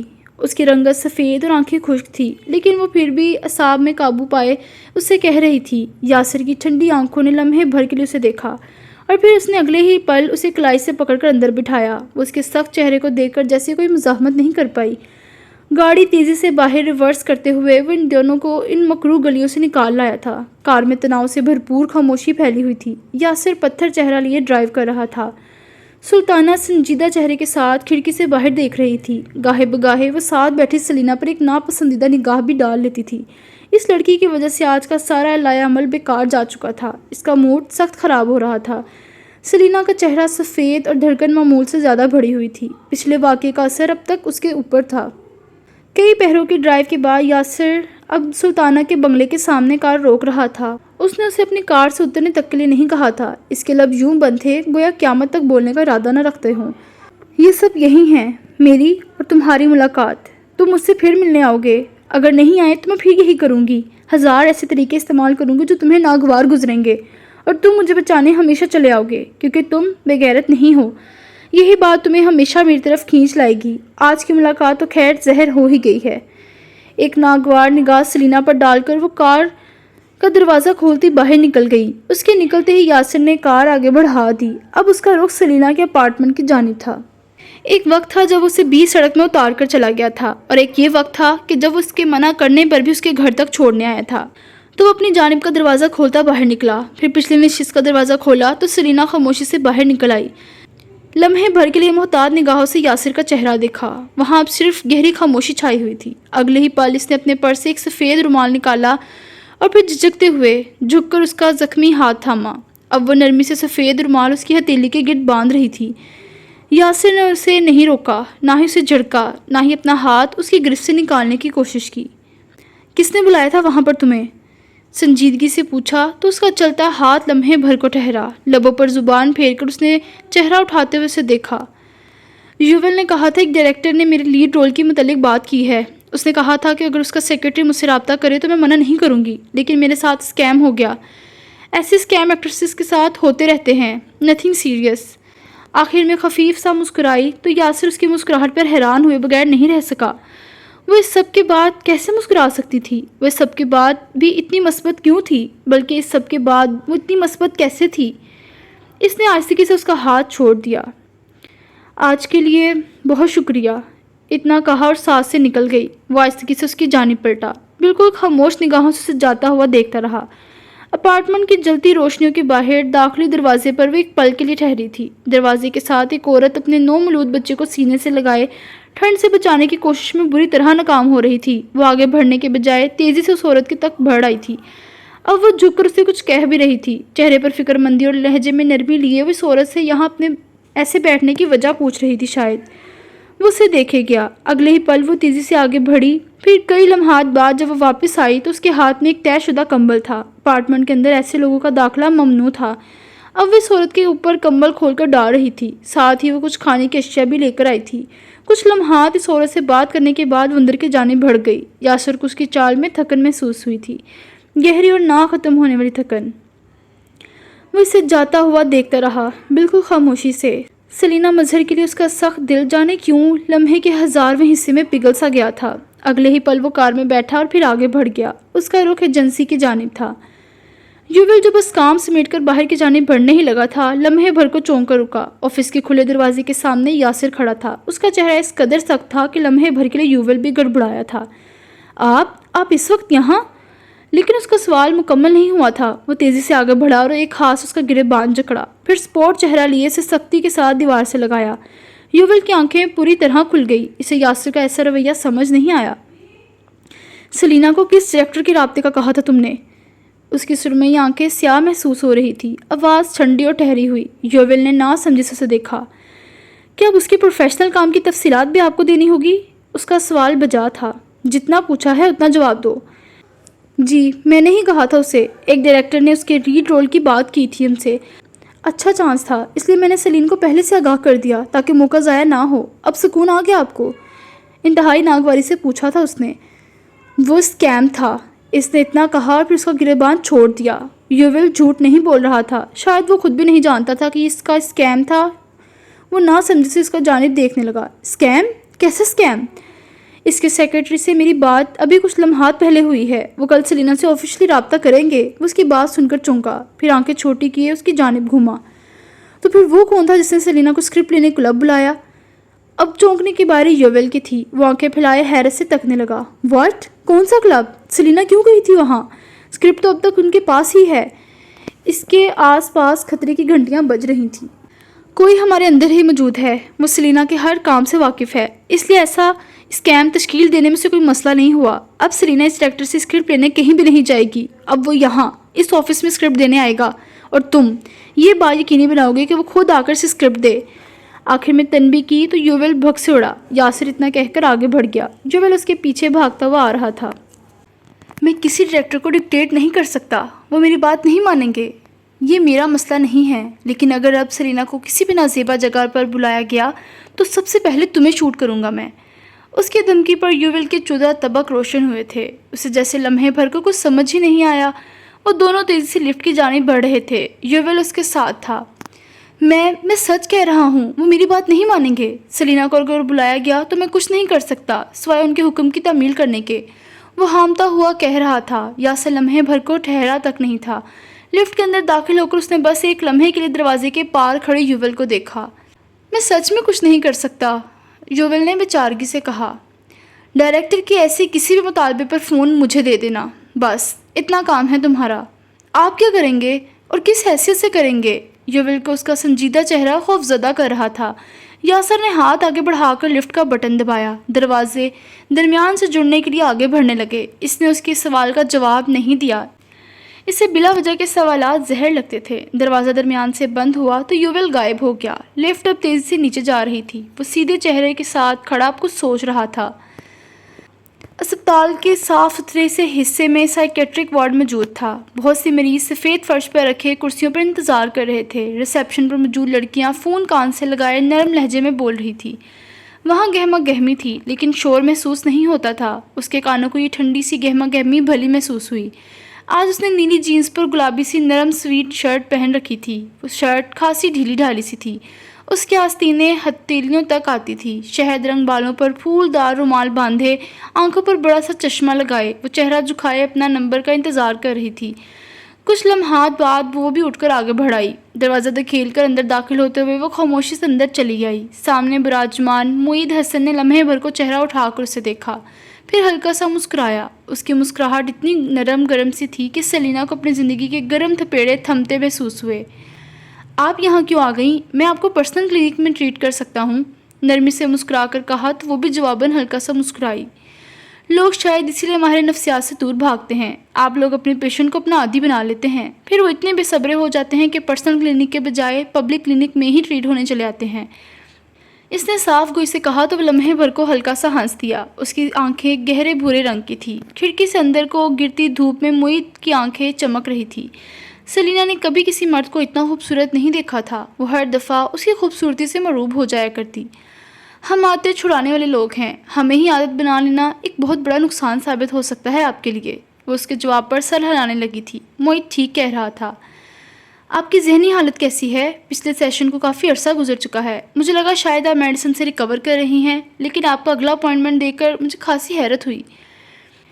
میرے پینک ڈس آرڈر بڑھتے جا رہے ہیں معید۔ میں جب بھی اسٹریس یا پریشانی کا سامنا کرتی ہوں تب میں اپنا کھانا یا تو بالکل چھوڑ دیتی ہوں یا پھر اتنا کھا لیتی ہوں کہ مجھے الٹیاں ہو جاتی ہیں۔ میں میانہ روی سے کھانا نہیں کھا پا رہی، یہ چیز مجھے پاگل کر رہی ہے۔ اس نے کہہ کر آنکھوں پر چڑھا چشمہ اتار لیا تھا۔ اس کی شہد رنگ آنکھیں بھی دھوپ کی تمازت سے چمک رہی تھی۔ گوری گلابی سی رنگت اور بھرے بھرے سے گلابی ہونٹوں کے اوپر سیاہ تل۔ معید حسن نے بغور اس کا ستا ہوا چہرہ دیکھا۔ آپ نے اپنے پیٹرن پر کافی حد قابو پا لیا ہے، پھر ایسی کیا چیز ٹریگر بنی کہ آپ پھر وہی سے جا کھڑی ہوئی جہاں سے چلی تھیں؟ وہ نرمی سے پوچھ رہا تھا۔ سفید لمبی انگلیاں ایک دوسرے میں پھنسائے۔ سیلینا کو اس کے خوبصورت ہاتھوں نے ہمیشہ متاثر کیا تھا۔ کچھ بھی ٹھیک نہیں ہو رہا معید۔ جب کچھ بھی ٹھیک نہیں ہوتا تو میں اپنی فرسٹریشن کھانے سے نکالنے کی کوشش کرتی ہوں۔ میرا ویٹ بھی اس لیے بہت زیادہ لوز ہوا ہے کیونکہ میں کئی دن کھانا نہیں کھاتی۔ کھانے کے نام سے مجھے متلی ہونے لگتی ہے، پھر کچھ دن ایسے آتے ہیں کہ میں کھانے کو ہی سب کچھ اپنا سمجھنے لگتی ہوں۔ میں اتنا کھاتی ہوں کہ میرا معدہ مزید سہن نہیں پاتا، مجھے پھر کئی دنوں تک الٹیاں ہوتی رہتی ہیں۔ یہ پیٹرن پچھلے 3 مہینوں سے پھر شروع ہو چکا ہے اور اب یہ میرے ہاتھ سے نکلتا جا رہا ہے، مجھے کچھ سمجھ نہیں آ رہا۔ اس نے بہت تھک کر کہا تھا۔ ٹاکسک پیٹرن کبھی بھی اس کی جان نہیں چھوڑا کرتے تھے۔ آپ کو پتہ ہے نا کہ آپ اس رویے کو مزید 3 مہینوں سے ذرا سہار نہیں سکتی؟ اس کے پوچھنے پر اس نے کسی خفا بچے کی طرح سر ہلایا۔ میں اپنے آپ کو روک نہیں پا رہی معید۔ میرا پیٹرن اتنا مضبوط ہو چکا ہے کہ اب مجھے وہ خود گائیڈ کرے گا۔ ایسا اس لیے ہوتا ہے کہ آپ معاملے کو ٹھیک کرنے کے بجائے عارضی حل یعنی کھانے کی جانب بھاگتی ہیں۔ آپ کو اپنے معاملات سے سٹریس ہوتا ہے، سٹریس سے آپ اپنے دماغ کو آزاد کرنے کے لیے کھانے کا سہارا لیتی ہیں۔ کھانا کھاتے ہی آپ کو اپنا غم بھولنے لگتا ہے۔ بس ان چند لمحات کے سکون کے لیے آپ اتنا کھا لیتی ہیں کہ وہ قے کی صورت باہر نکل آتا ہے۔ یہ ایک انتہائی ٹاکسک بیہیویئر پیٹرن بن چکا ہے آپ کا۔ آپ اسے ایسے ہی ختم نہیں کر سکتی، آپ کو اس معاملے کو سدھارنا ہوگا جو اس پیٹرن کو شروع کرنے کا باعث بنا۔ وہ سنجیدگی سے کہہ رہا تھا۔ میری ورک لائف سب سے بڑا ٹریگر ہے میرے لیے۔ آپ کی فلم میں کام کرتی 50 سے زیادہ ایکٹریسز ایٹنگ ڈس آرڈر کا شکار ہیں اور سب کا ٹریگر صرف ایک چیز ہے، ان کی انتہائی سٹریس ورک لائف۔ آپ اس سب میں اکیلی نہیں ہیں، ایکٹریسز کو ایٹنگ ڈس آرڈرز اکثر ہو جایا کرتے ہیں۔ سیلینا کو اس کی بات سن کر وقتاً سکون محسوس ہوا۔ صرف وہی سب کا شکار نہیں تھی بلکہ بہت سارے لوگ اس جال میں اس کے ساتھ پھنسے ہوئے تھے۔ میں اس پیٹرن سے بہت بیزار ہو چکی ہوں معید، پلیز میری مدد کرو، مجھے اس جال سے آزادی چاہیے۔ اس کے لہجے میں عجیب سی بے بسی تھی۔ معید سر ہلاتا پیچھے ہو بیٹھا، پھر ایک نوٹ پیڈ اور پین اس کی جانب بڑھایا۔ اس پر آپ نے کھانے کے اب نارمل رویے کا ایک نقشہ بنانا ہے۔ سب سے پہلے اس نقشے کو ٹریگر سے شروع کریں۔ آپ کو کیا چیز اب نارمل طریقے سے کھانے پر اکساتی ہے؟ دوسری چیز، آپ کھانا کھانے کے بعد کیسا محسوس کرتی ہیں؟ ہم ان رویوں کو بہت تیزی سے اپنا پیٹرن بناتے ہیں، جن رویوں کا نتیجہ ہمیں خوشی دیتا ہے یا پھر اسٹریس سے آزادی، پھر چاہے وہ آزادی چند لمحات کے لیے ہی کیوں نہ ہو۔ سلینا پیڈ پر کچھ لکھ رہی تھی۔ اسٹریس، کھانا، نتیجہ اسٹریس سے نجات اور گہرا نتیجہ طبیعت کی خرابی۔ میں اس پیٹرن کو بہت دفعہ توڑ چکی ہوں، لیکن ایسا کیوں ہوتا ہے کہ یہ بار بار مجھ پر پلٹ آتا ہے؟ اس نے پیڈ اس کی جانب بڑھاتے ہوئے استفسار کیا تو موید ہلکا سا مسکرایا، پھر اپنی گہری بھوری آنکھیں اٹھا کر دیکھا۔ کیا کبھی بچپن میں آپ کو کھانے کی قلت کا سامنا رہا ہے سلینا؟ اور اس کے ایسے سوال پر وہ لمحے بھر کو سن ہوئی، اس کا چہرہ تکتی رہی۔ کھانا اس کی زندگی کا سب سے بڑا حصہ رہا تھا۔ جب اس کی ماں بار ہوسٹس تھی تب بھی ان لوگوں کا بچا ہوا کھانا پڑتا تھا۔ پھر جب اپنی ماں کے سسرال چلی آئی تب وہاں اس کی ماں سے کھانا چھپا چھپا کر رکھا جاتا۔ کتنی راتیں وہ بھوک سے بلک کر سوئی۔ پھر جب وہ اپنی ماں کے سسرال چلی آئی تب وہاں اس کی ماں سے کھانا چھپا چھپا کے رکھا جاتا۔ کتنی راتیں وہ بھوک سے بلک کر سوئی تھی۔ کتنی راتیں اس نے ماں کو روتے ہوئے یہ بتاتے گزاری تھی کہ وہ بھوکی ہے۔ موید کا آفس کہیں بہت پیچھے لے گیا تھا اسے، اور اب وہ سڑک پر بے منزل چل رہی تھی۔ اس کی کار مکینک کے پاس تھی، اس لیے اسے پیدل ہی سڑک پر چلنا پڑ رہا تھا۔ اسے اپنے بچپن کے وہ سارے تکلیف دہ لمحات یاد آنے لگے جب وہ بھوک کی شدت سے بلکتے ہوئے سوئی تھی۔ اسے اس انڈسٹری میں محض ایک شے نے دھکیلا تھا، اور وہ تھی بھوک۔ بھوکا رہ جانا اس کا سب سے بڑا خوف تھا۔ کسی بھوکے کو دیکھ کر اسے بچپن کی سرد راتوں میں اپنے اندر پلتی بھوک یاد آ جایا کرتی تھی۔ وہ نہ چاہتے ہوئے بھی بھوکوں کو کھانا لانے پر مجبور تھی۔ وہ سڑک پر موجود بھوک کی شدت سے بلکتے ان بے لباس بچوں کو دیکھتی تو اپارٹمنٹ میں کئی پہروں تک چھپ کر روتی۔ اسے ان بچوں کی محرومی میں اپنا آپ نظر آتا تھا۔ سڑک بہت طویل تھی۔ شہد رنگ بالوں پر باندھا گیا پھولدار رومال دھوپ میں چمک رہا تھا۔ وہ اس سڑک پر چلتی کہیں بہت دور نکل آئی تھی، دور، بہت دور۔ احسن علی سے اس کی ماں کا نکاح ہو چکا تھا۔ وہ ان دونوں کو اپنے گھر لے گئے۔ اس کی ماں نے اس کے رخساروں کو اپنے دونوں ہاتھوں میں لیے یہاں آنے سے قبل کچھ کہا تھا۔ سلین، اب ہمارے تکلیف دہ دن ختم بیٹا، اب ہم پیٹ بھر کے کھا سکیں گے۔ وہ خوش ہو گئی۔ 2 وقت کی روٹی پیٹ بھر کر، عزت سے، اسے اور کیا چاہیے تھا؟ لیکن ایسا کچھ نہیں ہوا۔ گھر آتے ہی انتہائی نفرت سے ان دونوں کی جانب دیکھا گیا۔ وہ چھوٹی تھی، اسے نفرت کے بارے میں اتنا کچھ خاص پتہ نہیں تھا، لیکن اسے اتنا پتہ تھا کہ وہ اور اس کی ماں عزت دار گھرانے میں ایک انتہائی مکروہ حصہ تھے۔ وہ اس گھرانے کے لائق نہیں تھی۔ احسن علی نے ان کے لیے محاذ پر ہر جنگ لڑی۔ وہ جب تک زندہ رہے تب تک دونوں ماں بیٹی سکون سے کھانا کھا سکے، لیکن پھر ان کی اچانک وفات نے ان دونوں کو رزق سے محروم کر دیا۔ گھر کی بھابیاں کھانے کی ٹیبل پر انہیں اپنے ساتھ بٹھانا گوارا نہیں کرتی تھی۔ اس کی ماں سارا دن کام کر کے بھی اس کے لیے قابل عزت ثابت نہ ہو سکی۔ وہ ان کے ساتھ ایک ٹیبل پر بیٹھ کر کھانا کھانے کے بارے میں سوچ بھی نہیں سکتی تھی۔ سلینا دروازے کے چوکھٹ میں کھڑی محروم نگاہوں سے کھانے کو تکتی رہتی۔ وہ چھوٹی تھی اور خاصی کمزور بھی۔ اس کے شہد رنگ بالوں کی 2 چٹیاں اس کے کندھے پر پڑی ہوتی تھی۔ ماں جبھی کے پرانے کپڑے پہنے وہ محروم نگاہوں سے ان سب کو کھاتے دیکھتی۔ اس محرومی نے ساری عمر اس کا ساتھ نہیں چھوڑا۔ رات وہ اپنی ایڑیوں پر اونچی ہو کر سلیب پر رکھی روٹیوں کو دیکھتی۔ وہ سوکھی روٹیاں ہوا کرتی تھی، اتنی سوکھی کہ انہیں حلق سے اتارنا ناممکن تھا۔ وہ انہیں پانی میں ڈبو کر بمشکل حلق سے اتارا کرتی تھی۔ اسے رونا نہیں آتا تھا۔ اسے پتہ نہیں تھا کہ سوکھی روٹیوں پر رونا چاہیے۔ رحمہ اور زبیدہ کے امیر بھائی باہر ملک سے واپس آتے تو گھر کے بچوں کے ہاتھوں میں تحائف سنبھلنے سے قاصر ہو جاتے۔ مہنگے پرفیومز، اسٹیشنری، نت نئے رنگوں کی پینسلیں اور خوبصورت جوتے، ان کے پاس ہر شے کے ڈھیر لگ جایا کرتے تھے۔ وہ تب بھی دروازے کی چوکھٹ میں کھڑی انہیں تکتی رہتی۔ اسے یہاں سے آگے بڑھنے کی اجازت نہیں تھی۔ اس کی محرومی سوا ہوتی گئی، مندر سے خالی ہوتی جا رہی تھی۔ ماں نے پھر کسی بار میں جاب کر لی تھی۔ شاید اس ایک کم تنخواہ کو حاصل کرنے والے شوہر کو چھوڑ دینے کا نتیجہ تھا، ایک ذلت جو اب تک ان کے چہروں پر مسلط تھی۔ وہ بھی عمر ماجبیں اور گھر کے مزید بچوں کی طرح کسی کو بابا کہنا چاہتی تھی۔ اس کی زبان ترس کی تھی یہ لفظ کہنے کے لیے۔ اسے تو احسن کو بھی بابا کہنے کا موقع نہیں مل سکا۔ اسے اپنی پوری زندگی میں کسی کو بھی یہ لفظ کہنے کا موقع نہیں مل سکا تھا۔ اس کی تائیاں اپنے بچوں کو نگاہوں میں تنبیہ کیا کرتی کہ اس کے سامنے کسی بھی تحفے کو نہ کھولیں، نظر لگ جائے گی۔ وہ ایسی نظریں سمجھنے کے لیے بہت چھوٹی تھی۔ ان کی تیز نظروں کی معصومیت سے تکنے کے علاوہ اس کے پاس اور کوئی راستہ نہیں تھا۔ پھر ماں کی کئی دن تک گھر نہیں آیا کرتی تھی۔ وہ ان گھر والوں کے رحم و کرم پر رہنے لگی۔ بچوں میں صرف ایک عمر اس سے مانوس تھا، وہ اس سے چھوٹا تھا۔ سلینا کو اسے اپنے ساتھ رکھنا اچھا لگتا تھا، لیکن رحمہ اپنے بچے پر اس کا منحوس سایہ پڑ جانے سے ڈرتی تھی۔ اسی لیے وہ اس کی ننھی گود سے عمر کو چھین کر لے جایا کرتی۔ ساری رات وہ خاموشی سے بستر پر لیٹی عمر کو یاد کرتی رہتی۔ اس نے اپنی زندگی بہت خوفناک تنہائی میں گزاری تھی۔ بھوکا رہ جانا، اکیلے رہ جانا، بھلا دیا جانا، اس کے خوف اس کے ساتھ بڑے ہونے لگے تھے۔ پڑھائی میں دلچسپی تھی لیکن اس کی محرومیوں نے اسے پڑھنے نہیں دیا۔ وہ کچھ بڑی ہوئی تو جاب کی تلاش میں نکل کھڑی ہوئی۔ انہی دنوں سے نظر ملا۔ وہ ایک چھوٹی سی ایجنسی کا ڈائریکٹر تھا۔ اس کی خوبصورتی اور ضرورت کو دیکھتے ہوئے اسے کام پر رکھ لیا گیا۔ ایکٹنگ میں اس نے اپنی جان کی بازی لگا دی۔ وہ ساری زندگی آنسو اپنے اندر رکھتی آئی تھی۔ اس نے وہ سارے آنسو ڈرامے کے سیٹ پر بہا لینے کو ترجیح دی۔ اس کی اداکاری اس قدر نیچرل تھی کہ بڑے بڑے ڈائریکٹرز کی نگاہیں اس چھوٹی سی لڑکی کی جانب اٹھنے لگی۔ گھر والوں کے لیے وہ مزید مکروہ ہو گئی۔ شہیر نے اس کے پہلے ڈرامے پر اسے بہت مارا۔ وہ ایک تھپڑ سے دور جا گری تھی۔ اس کی بالی بھی کان سے ٹوٹ کر دور جا گری۔ بلا شبہ وہ بہت بھاری تھپڑ تھا۔ آپ مجھے تھپڑ نہیں مار سکتے تایا۔ آپ مجھے تھپڑ مارنے کے ہر حق سے محروم ہیں۔ اس نے کپکپاتے لبوں کے ساتھ بس اتنا ہی کہا تھا۔ شہیر اس پر جھکا اور پھر اسے بالوں سے نوچ کر کھڑا کیا۔ وہ اس کے سخت ہاتھوں تلے لرز رہی تھی۔ گھر والے ایک جانب کھڑے سکون سے یہ منظر دیکھ رہے تھے۔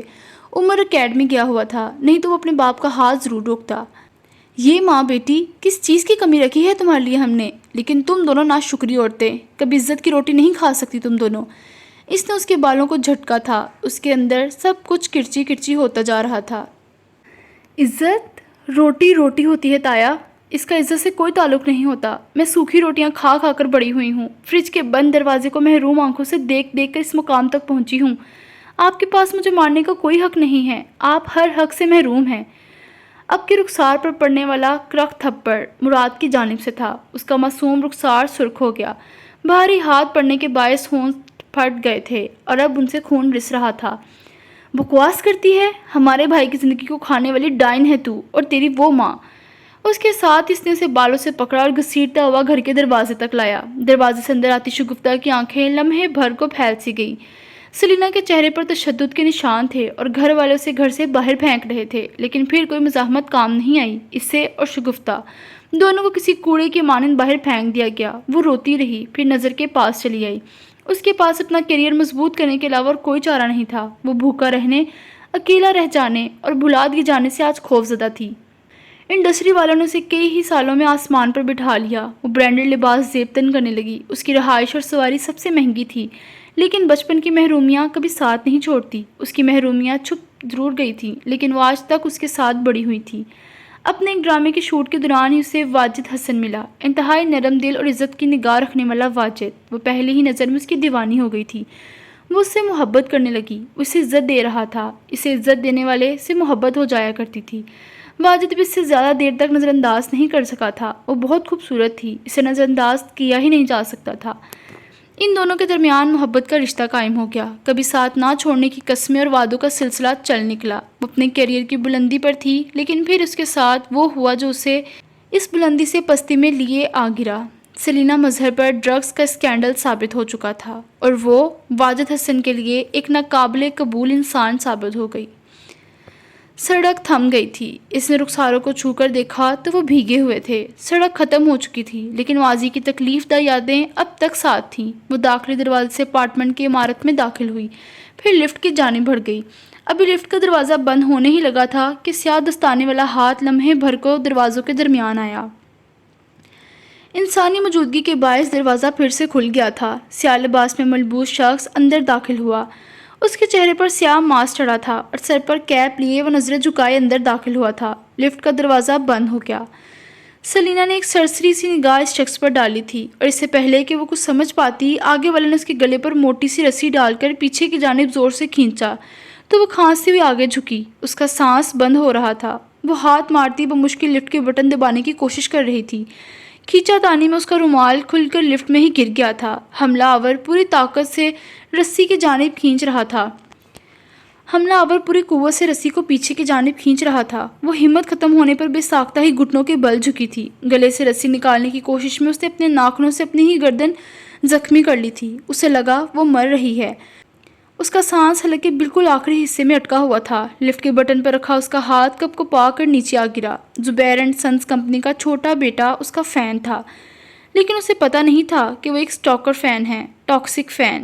اس نے اسے اپنی پارٹی میں مدعو کیا تھا اور پھر اس کے مشروب میں ڈرگز گھول کر اسے پلا دی تھی۔ اگلے کئی گھنٹوں میں پولیس کی آمد کے ساتھ وہ نشے میں دھت برآمد کی گئی۔ اس کے ٹیسٹ کروانے پر پتہ چلا کہ وہ ڈرگز لے چکی ہے۔ اس کے کیریئر کی بلندی زمین پر آ گری۔ اس اسکینڈل نے کبھی اس کی جان نہیں چھوڑی۔ واجد جو اسے شادی کرنے ہی والا تھا اب کبھی اسے اپنی بیوی نہیں بنا سکتا تھا۔ وہ ایک بدکردار ایکٹریس ثابت ہوئی تھی۔ وہ اس کی بیوی کیسے بن سکتی تھی؟ کپ کپاتا ہاتھ زمین پر رکھے وہ کھینچ کر سانس لے رہی تھی۔ اس کی آنکھوں سے آنسو ٹوٹ کر گرے۔ شدت پر اسے لگا گویا اس کے پپیڑے پھٹنے کو ہیں۔ کیا یہ اس کا انت تھا؟ ایک محروم ایکٹریس کا انجام؟ واجد حسن، ماں، محروم زندگی، شہیر کے ہاتھوں پڑی مار، بھوک کی اذیت، اذیت پر اذیت۔ اس کی مزاحمت دم توڑ گئی۔ وہ مر رہی تھی، وہ مرنے والی تھی کہ یکایک لفٹ کے دونوں دروازے ایک دوسرے سے جدا ہوئے اور کسی نے حملہ آور کو زوردار لات ماری تو وہ پیچھے دیوار سے جا لگا۔ اسے سمجھ نہیں آیا، وہ نیم بہوشی کی حالت میں تھی۔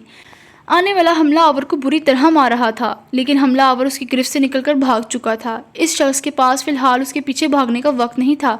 سلینا کا وجود ہوا سے بھی زیادہ ہلکا ہو گیا۔ اسے سانس نہیں آ رہا تھا۔ پھپھڑے جیسے سانس لینے سے انکاری ہو گئے تھے۔ اس کا مسیحا اب اس کے سیدھا کیے پر اس پر جھکا ہوا تھا۔ اس کا مسیحا اب اسے سیدھا کیے اس پر جھکا ہوا تھا۔ اس کی اد کھلی آنکھیں اسے تک رہی تھی۔ وہ شاید اس کا رخسار تھپتھپا کر کچھ کہہ رہا تھا، وہ اسے سن نہیں پا رہی تھی۔ سب دھندلا ہوتا جا رہا تھا اور پھر اس شخص نے اسے اپنے ہاتھوں میں اٹھا لیا اور اب وہ تیزی سے آگے بھاگ رہا تھا۔ اذیت جیسے تھم رہی تھی۔ وہ بے ہوش ہوئی اس کے ہاتھ میں جھول رہی تھی۔ اسے بس بچانے والے کی آنکھیں یاد تھی۔ وہ سرمئی آنکھیں تھیں، خوبصورت اور سرمئی۔ وہ آنکھیں بند کیے دراز تھی۔ وہ آنکھیں کھولنا چاہتی تھی لیکن نشہ آور دوائیوں کے زیر اثر پلکیں جدا کرنا دشوار معلوم ہوا۔ یکایک اسے اپنے رخسار پر کسی کا ہاتھ محسوس ہوا، ٹھنڈا سا لمس۔ وہ ہاتھ اب رخسار سے پھسل کر اس کی گردن پر آ ٹھہرا تھا اور پھر اسے کسی کی گرم سانس سے اپنے کان کے بے حد قریب محسوس ہوئی۔ اسے اپنا سانس رکتا ہوا محسوس ہو رہا تھا۔ کیا وہ کوئی خواب تھا؟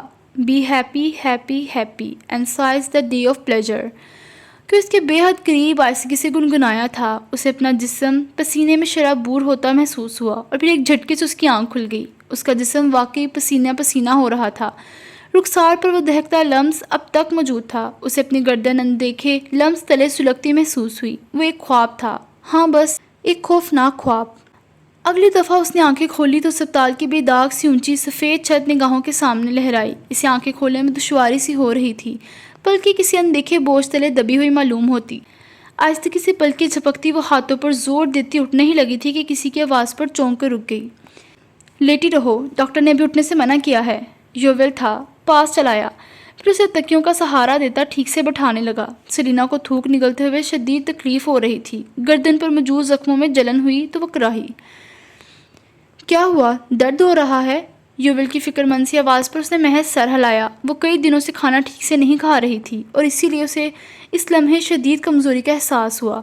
پھر یکلخت ہی چونک کر آس پاس دیکھا۔ ہسپتال کا کمرہ سفید کمکموں سے روشن تھا اور کھڑکی کے پار موجود شام ڈھلتی ہوئی محسوس ہوئی۔ اس نے حیرت سے یوول کی جانب دیکھا۔ اتنی دیر کیسے ہو گئی؟ میں کب سے ہاسپٹل میں ہوں؟ اسے حملہ یاد تھا، حملہ آور بھی یاد تھا، اسے وقت اور جگہ بھی یاد تھی۔ تم شوق کی وجہ سے بے ہوش ہو گئی تھی۔ ڈاکٹرز نے مکمل آرام کی غرض نشہ آور دوائیاں دی ہیں، اس لیے تھوڑی دیر ہو گئی۔ اور اب کرسی کھینچتے اس کے بستر کے پاس ہی بیٹھ گیا، پھر آنکھوں میں ڈھیروں نرمی لیے اسے دیکھنے لگا۔ اسے ایک ہی دن میں بے حد مزمل سی محسوس ہوئی۔ ایسے کیوں دیکھ رہے ہو؟ اس نے زور لگا کر کہا۔ حلق میں تکلیف سے ابھری۔ دیکھ رہا ہوں کہ ایک ہی دن میں کتنی کمزور ہو گئی ہو تم۔ نظر بھائی بھی کہہ رہے تھے کہ تمہارا وزن بہت زیادہ لوز ہوا ہے۔ اتنی جلدی اتنی تیزی سے وزن گرنا اچھی بات نہیں ہوتی، وہ نرمی سے کہہ رہا تھا۔ اس نے گہرا سانس لیا۔ ایٹنگ ڈس آرڈر، بس 2 لفظ کہے تھے اس نے۔ یوول کو اس کی نفسیاتی کمزوریوں کے بارے میں علم تھا۔ جب وہ اس کے لیے کام کرتا تھا تب اسے معید کے پاس بھی وہی لے کر جاتا تھا۔ ڈاکٹر معید سے بات کی تھی۔ پیٹرن بہت مضبوط ہو گیا ہے، پھر سے توڑنے کے لیے بہت محنت اور توجہ درکار ہے۔ اس کی تھکن زدہ سی آواز ابھری۔ یوول کو جانے کیوں دکھ سا ہوا تھا۔ اسکرپٹ کا کیا بنا؟ اس کے پوچھنے پر وہ یکدم ہی سیدھا ہو بیٹھا، پھر نفی میں سر ہلایا۔ شاید اب تمہیں اسکرپٹ نہ ملے۔ کیوں؟ باڈی گارڈ یاسر عالم نے کہا تھا کہ تم اسکرپٹ لینے کہیں نہیں جاؤ گی، بلکہ ڈائریکٹر تمہیں اسکرپٹ دینے خود آئیں گے۔ ایسا چونکہ ممکن نہیں ہے تو شاید وہ رول عمیرہ زاہد کو دے دیا جائے۔ اس نے بے چین سا سانس خارج کیا۔ ایک کام خدا خدا کر کے مل رہا تھا۔ وہ اس آئے ہوئے رزق کو کسی اور کی جھولی میں گرتا ہوا نہیں دیکھ سکتی تھی۔ Body guard Yasir? اچھا تو اس کا نام یاسر ہے۔ خیر وہ کون ہوتا ہے میرے فیصلے لینے والا؟ یہ میرا کام ہے اور مجھے ہی کرنا ہے۔ تم تاریخ طے کرو، میں ان سے اسکرپٹ لینے ضرور جاؤں گی۔ تکلیف اب قدرے کم ہو گئی تھی۔ فکر معاش لاحق ہوئی تو ہر تکلیف دھول بن کر عنقا ہوتی محسوس ہونے لگی۔ وہ ایک طرح سے ٹھیک کہہ رہا ہے، تم پر ایک رات پہلے بھی حملہ ہوا تھا، یہ سب اتفاق نہیں ہے۔ میں ہاتھ پر ہاتھ رکھ کر نہیں بیٹھ سکتی یوول، میرے پاس جانے کے لیے کوئی جگہ موجود نہیں، میں کماؤں گی نہیں تو کھا بھی نہیں سکوں گی۔ میں نے سب کچھ چھوڑ کر زندگی کو اپنایا تھا، میں اسے ایسے نہیں گنوا سکتی۔ وہ جذباتی ہوئے بغیر صاف لہجے میں کہہ رہی تھی۔ کبھی کبھی یوول کو لگتا تھا کہ سلینا جتنا کوئی سمجھدار نہیں، اور کبھی کبھی اسے اس جتنا بیوقوف بھی کوئی نہیں لگتا تھا۔ میں تمہیں کام چھوڑنے کا نہیں کہہ رہا، لیکن ہم تھوڑا انتظار تو کر سکتے ہیں نا؟ پچھلے 1 سال سے میں انتظار ہی کر رہی ہوں، مزید انتظار بیکار ہوگا۔ وہ بستر پر اٹھ بیٹھی تھی، پھر چونک کر یکدم رک سی گئی۔ لفٹ سے مجھے ہاسپٹل تم لے کر آئے تھے؟ اس کے پوچھنے پر یوول جو سیدھا ہو رہا تھا ٹھہر گیا، پھر دھیرے سے نفی میں سر ہلایا۔ یاسر عالم، وہ اس کے جواب پر حیران ہوئی، پھر پیر نیچے اتارتے ہوئے نہ سمجھے اس کی جانب دیکھا۔ وہ وہاں کیا کر رہا تھا؟ لا علمی کے باعث یوول نے محض کندھے اچکائے تھے۔ تمہیں ہاسپٹلائز کرنے کے بعد مجھے ایک کال موصول ہوئی تھی کہ تم یہاں ہو۔ جب میں آیا تو تم نرسز کے زیر نگرانی بے ہوش تھی، وہ میرے آنے سے پہلے ہی چلا گیا۔ لیکن وہ پہلی دفعہ میرے اپارٹمنٹ آیا ہی کیوں تھا؟ وہ الجھ رہی تھی، یوول بھی اس کے ساتھ ہی اٹھ رہا تھا۔ تمہارے ہاسپٹل کا بل پے کر دیا تھا، ڈاکٹرز کو خاص ہدایت بھی دے دی گئی ہیں کہ میرے علاوہ تمہارے کمرے میں کسی کو بھی داخل نہ ہونے دیں۔ It's just a bodyguard thing, you know. یکا یک اس کا فون بجنے لگا تو اس کی طرف متوجہ ہوا۔ سلینا اب جھک کر اپنے سینڈل کی اسٹرپس بند کر رہی تھی، بالوں کو دونوں ہاتھوں سے جوڑے میں گونتی وہ یوول کے چونکے ہوئے چہرے کو بغور دیکھ رہی تھی۔ میں ابھی نہیں آ سکتا نظر بھائی، سلینا اکیلی ہے، اس نے دبی دبی سی آواز میں دانت کچکچا کر کہا، لیکن وہ اسے سن چکی تھی۔ گہرا سانس لے کر وہ اٹھی اور اس کے سامنے جا کھڑی ہوئی۔ وہ سرخ چہرے کے ساتھ رابطہ منقطع کر رہا تھا، پھر خفیف سا اٹھ کھڑا ہوا۔ کیا ہوا؟ نظر بھائی بلا رہے ہیں؟ ہاں، اسے نہ چاہتے ہوئے بھی جواب دینا پڑا۔ سلینا نے نرمی سے مسکرا کر اس کے کندھے پر ہاتھ رکھا تو وہ چونکا۔ یوول، میرے علاوہ بھی تمہاری زندگی میں بہت مسائل ہیں، خود کو مجھ پر ضائع مت کرو۔ جاؤ، میں چلی جاؤں گی۔ لیکن تمہارے پاس کار بھی نہیں۔ اسے جیسے سلینا کی بات پسند نہیں آئی۔ میں پیدل جا سکتی ہوں، تھوڑا سا تو راستہ ہے، جانتے ہو نا میں نے بڑے اور کٹھن راستے عبور کیے ہیں۔ جاؤ، اور میرا زہد کے کام میں کوتاہی کا مطلب جانتے ہو نا؟ اور اب کہ وہ پورا سرخ ہو گیا۔ سلینا کو پتا تھا کہ نظر اسے عمیرہ کے کام کے لیے بلا رہا تھا۔ آئی ایم ریئلی سوری، وہ مسکرا کر سر نفی میں ہلاتی جا رہی تھی۔ یہ تمہارا کام ہے، اب جاؤ اور مجھے اس ڈائریکٹر سے اسکرپٹ لینے کی تاریخ معلوم کر کے بتاؤ۔ تم اسکرپٹ لینے نہیں جاؤ گی؟ دروازہ کھلا اور کوئی اس کی بات قطعیت سے کاٹتا ہوا اندر داخل ہوا۔ یوول اور وہ ٹھٹک کر دروازے کی جانب گھومے تھے۔ وہاں سرمئی آنکھوں والا گارڈ کھڑا تھا۔ یوول نے اگلے ہی پل جلدی سے خدا حافظ کہا اور یاسر کے ساتھ سے نکل گیا۔ یہ فیصلہ میں کروں گی، وہ ہاتھ باندھ کر بولی تھی۔ یاسر نے لہجہ بھر کو اسے دیکھا، پھر آگے بڑھایا، اس کے روم کا باریک بینی سے جائزہ لینے لگا۔ سلینا اسے گردن پھیرے دیکھ رہی تھی۔ کیا یوول کے علاوہ یہاں کوئی آیا تھا؟ اس نے رک کر پوچھا تو سلینا کو یکدم وہ خواب یاد آیا۔ اس نے بے ساختہ ہی اپنا سلگتا رخسار چھوا تھا، وہ گنگناتا سا لہجہ، اسے جھرجھری آئی تھی۔ یوول کے علاوہ کوئی نہیں آیا؟ ایک خواب کی بنا پر اسے شک میں مبتلا نہیں کر سکتی تھی۔ وہ سر ہلاتا اس کے قریب چلایا۔ لمحے بھر کو نگاہیں اس کی نشان زدہ گردن کی جانب پھسلی تھی۔ اسکرپٹ لینے تم نہیں جاؤ گی؟ تم کس حیثیت سے منع کر رہے ہو مجھے؟ ایک گارڈ ہونے کی حیثیت سے۔ تم میرے گارڈ نہیں ہو، نہ میں نے تمہیں یہ حق دیا ہے۔ اس نے جواب نہیں دیا، جواب دینا ضروری ہی نہیں تھا۔ خاموشی سے دروازہ دھکیلتا باہر کی جانب بڑھ گیا۔ سلینا اس کے پیچھے آ رہی تھی، ایک کندھے پر پرس بھی ٹنگا تھا۔ کمزوری کے باعث اسے لمحے بھر کو چکر آئے۔ تم میرے کام میں مداخلت نہیں کر سکتے۔ وہ خاموشی سے آگے چلتا رہا۔ سلینا کو اس کے ساتھ قدم ملانے میں دشواری ہو رہی تھی۔ مجھے کوئی شوق نہیں مداخلت کرنے کا، لیکن ایجنسی کی سیکیورٹی بھی کسی چیز کا نام ہے۔ تم پر 2 دفعہ حملہ ہو چکا ہے، مزید مجھے کچھ نہیں کہنا۔ اتنے سرد ہو تم، پھر تمہاری آنکھیں کیسے اتنی نرم ہیں؟ وہ ٹھہر کر یکدم زور سے بولی تو یاسر کے بڑھتے قدم رک گئے۔ سلینا گہرے سانس لیتی اس سے پیچھے کھڑی تھی۔ وہ آہستہ سے پلٹا، ابرو لمحے بھر کو حیرت سے اونچے ہوئے تھے۔ کیا؟ جب تم نے مجھے بچایا تھا تب تمہاری یہ سرمئی آنکھیں بہت وارم لگ رہی تھی، اب اتنی سرد کیوں لگ رہی ہیں؟ وہ جانے کس بات پر خفا ہو رہی تھی۔ اسے لگا وہ رونے والی ہے۔ سڑک کے اطراف میں موجود درختوں کی ایک طویل قطار کے ساتھ وہ دونوں ایک دوسرے سے قدرے فاصلے پر کھڑے تھے۔ درختوں پر لگے سنہرے کمکمے لمحے بھر کو جل اٹھے۔ تم بچانے کی بات کر رہے ہو، سیکیورٹی کی بات کر رہے ہو، اور اتنے سرد انداز میں کر رہے ہو کہ مجھے رونا آ رہا ہے۔ حالانکہ ہر جگہ مشہور ہے کہ میں روتی نہیں، حالات کتنے ہی کٹھن کیوں نہ ہو جائیں، میں کبھی نہیں رویا کرتی۔ اس کی آنکھوں میں بے تحاشا ہی نمی سی ڈبڈبائی، سب کچھ لمحے بھر کو دھندلا گیا، درختوں کے کمکمے اور یاسر کا بلند سراپا، سب کچھ نمی کے باعث دھندلا سا محسوس ہو رہا تھا۔ تم بہت تیز چل رہے ہو، میں تم سے قدم نہیں ملا پا رہی، مجھے چکر آ رہے ہیں، کسی بھی لمحے بے ہوش ہو کر گر سکتی ہوں میں، لیکن تم انتہائی اکھڑے ہوئے انداز میں باتیں کرتے ہوئے آگے ہی جا رہے ہو، ایک بار بھی پیچھے مڑ کر نہیں دیکھ رہے۔ کیا گارڈز ایسے ہوتے ہیں؟ اس کا دل کیا سڑک کا خیال کیے بغیر بلند آواز سے رونے لگ جائے۔ ونگشتے بدنہ اس کے زخمی انداز کو دیکھ رہا تھا۔ بہت سے لوگ بھی سڑک پر رک رک کر انہیں دیکھنے لگے۔ تم کچھ نہیں جانتے کہ کام نہ ہونا کس قدر اذیت ناک ہوتا ہے۔ تمہاری ایسی سیکیورٹی کا میں کیا کروں جب مجھے اپنے رزق کی فکر ہی ختم کر رہی ہے؟ اتنے ہی جینٹل مین ہو تو تم مجھے کیوں خود سکرپٹ لے ہی لا کر دیتے؟ سانس بری طرح پھول رہا تھا، وہ تیز تیز کہتی جا رہی تھی۔ کئی مہینوں کا غبار تھا جو اس نے یاسر پر نکال دیا۔ سامنے کھڑے بے تاثر سے گارڈ کی حلق میں گلٹی ابھر کر معدوم ہوئی۔ وہ پھر بھی آہستگی سے قدم اٹھاتا اس کی جانب بڑھایا، ایک فاصلے پر آ کر ٹھہر بھی گیا۔ کمکموں میں اس کا چہرہ واضح ہوا تھا۔ اب مجھے یہ بتاؤ کہ تم میرے ساتھ کیوں چل رہے ہو؟ وہ اس کے پاس آ کر کھڑا ہوا تو اس نے تیز تنفس کے ساتھ پوچھا۔ یاسر کا چہرہ سنجیدہ ہی رہا۔ تم لفٹ سے اپنے اپارٹمنٹ تک نہیں جا سکتی؟ تم لفٹ سے اپنے اپارٹمنٹ تک نہیں جا سکتی؟ ہاں؟ اسے اس کا جواب سمجھ نہیں آیا۔ تم پر آج دوپہر میں لفٹ کے اندر حملہ ہوا تھا، تم اکیلے لفٹ سے اپنے اپارٹمنٹ تک نہیں جا سکو گی۔ انسان ہونے کے ناطے ہم 80% ایسی جگہوں پر جانے سے کتراتے ہیں جہاں ہمارے ساتھ کوئی ناگوار حادثہ پیش آیا ہو، لیکن تم اس بارے میں نہیں سوچ رہی کیونکہ تمہیں مجھے کوسنے سے فرصت نہیں مل رہی۔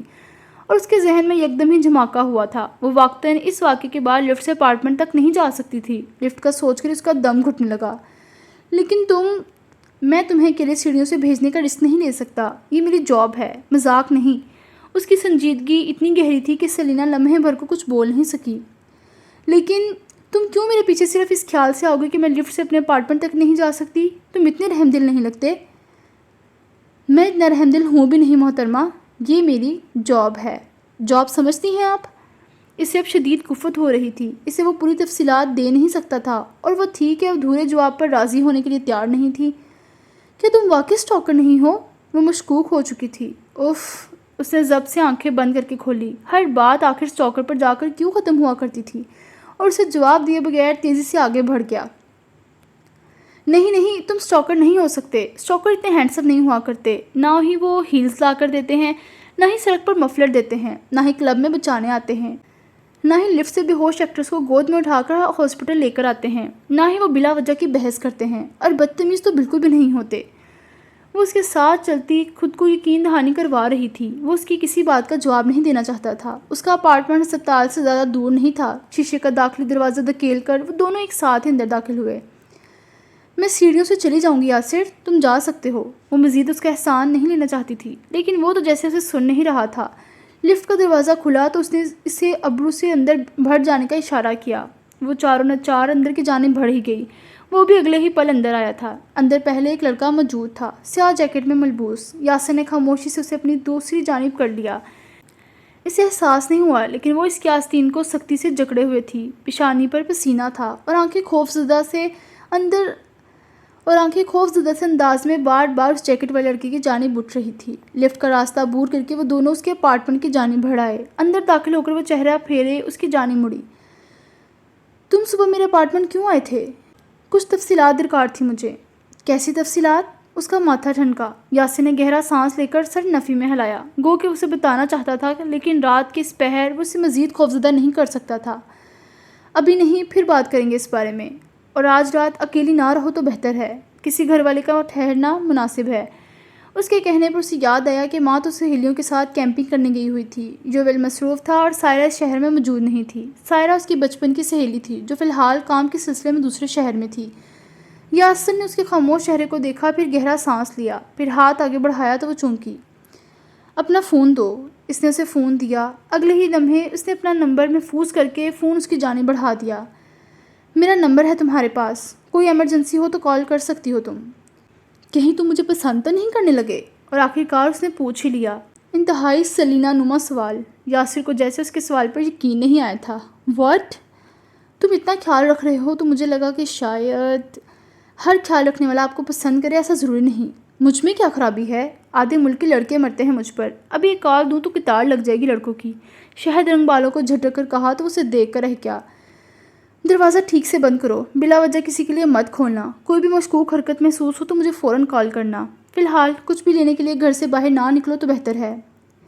میرے پاس ملازم نہیں ہے جو باہر سے کچھ لا کر دے گا۔ یوول بھی بزی ہے۔ وہ 27 سالہ ایکٹریس کہیں سے نہیں لگ رہی تھی۔ اسے لگا گویا وہ کسی 5 سالہ بگڑی لڑکی سے مخاطب ہو۔ اسے خود پر لمحے بھر کو ترس آیا۔ تم مجھ سے رابطہ کر سکتی ہو، لیکن وہ ٹھہرا تھا۔ بلا وجہ پریشان نہیں کرو گی تم مجھے۔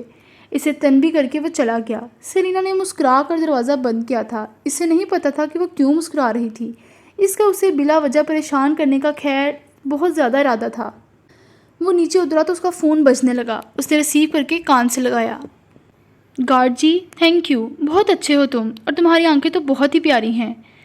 سیلینا، اس کی آواز سن کر اس نے ایک جھٹکے سے رابطہ منقطع کر دیا۔ اس نے بے یقینی سے فون کو دیکھا تھا۔ کیا اس سے غلطی ہو گئی تھی؟ اتنی بے باک تو جولیا بھی نہیں تھی جسے کہتی کہ اس کی آنکھیں پیاری ہیں۔ اوف، اس نے جھرجھری سی لی تھی۔ کہاں پھنس گیا وہ؟ اپنے اپارٹمنٹ کی گلاس وال سے سجاتا دیکھتی سیلینا کو یکدم ہی بہت مزہ آیا تھا۔ اپنے موبائل میں محفوظ یاسر کا نمبر دیکھ کر اسے خوشگوار سی لہر نے گھیر لیا۔ اسے اپنے اوپر ہوا حملہ جیسے بھولنے لگا تھا۔ اسے بس اب اس گارڈ کی سرمئی پیاری سی آنکھیں ہر جگہ محسوس ہونے لگی۔ وہ اپنے اپارٹمنٹ چلا گیا۔ آج سارا دن بہت تھکا دینے والا تھا۔ اس نے اپارٹمنٹ کا دروازہ واک کیا، پھر اپنی جگہ ٹھہر سا گیا۔ راہداری کے پار لائٹ جل رہی تھی۔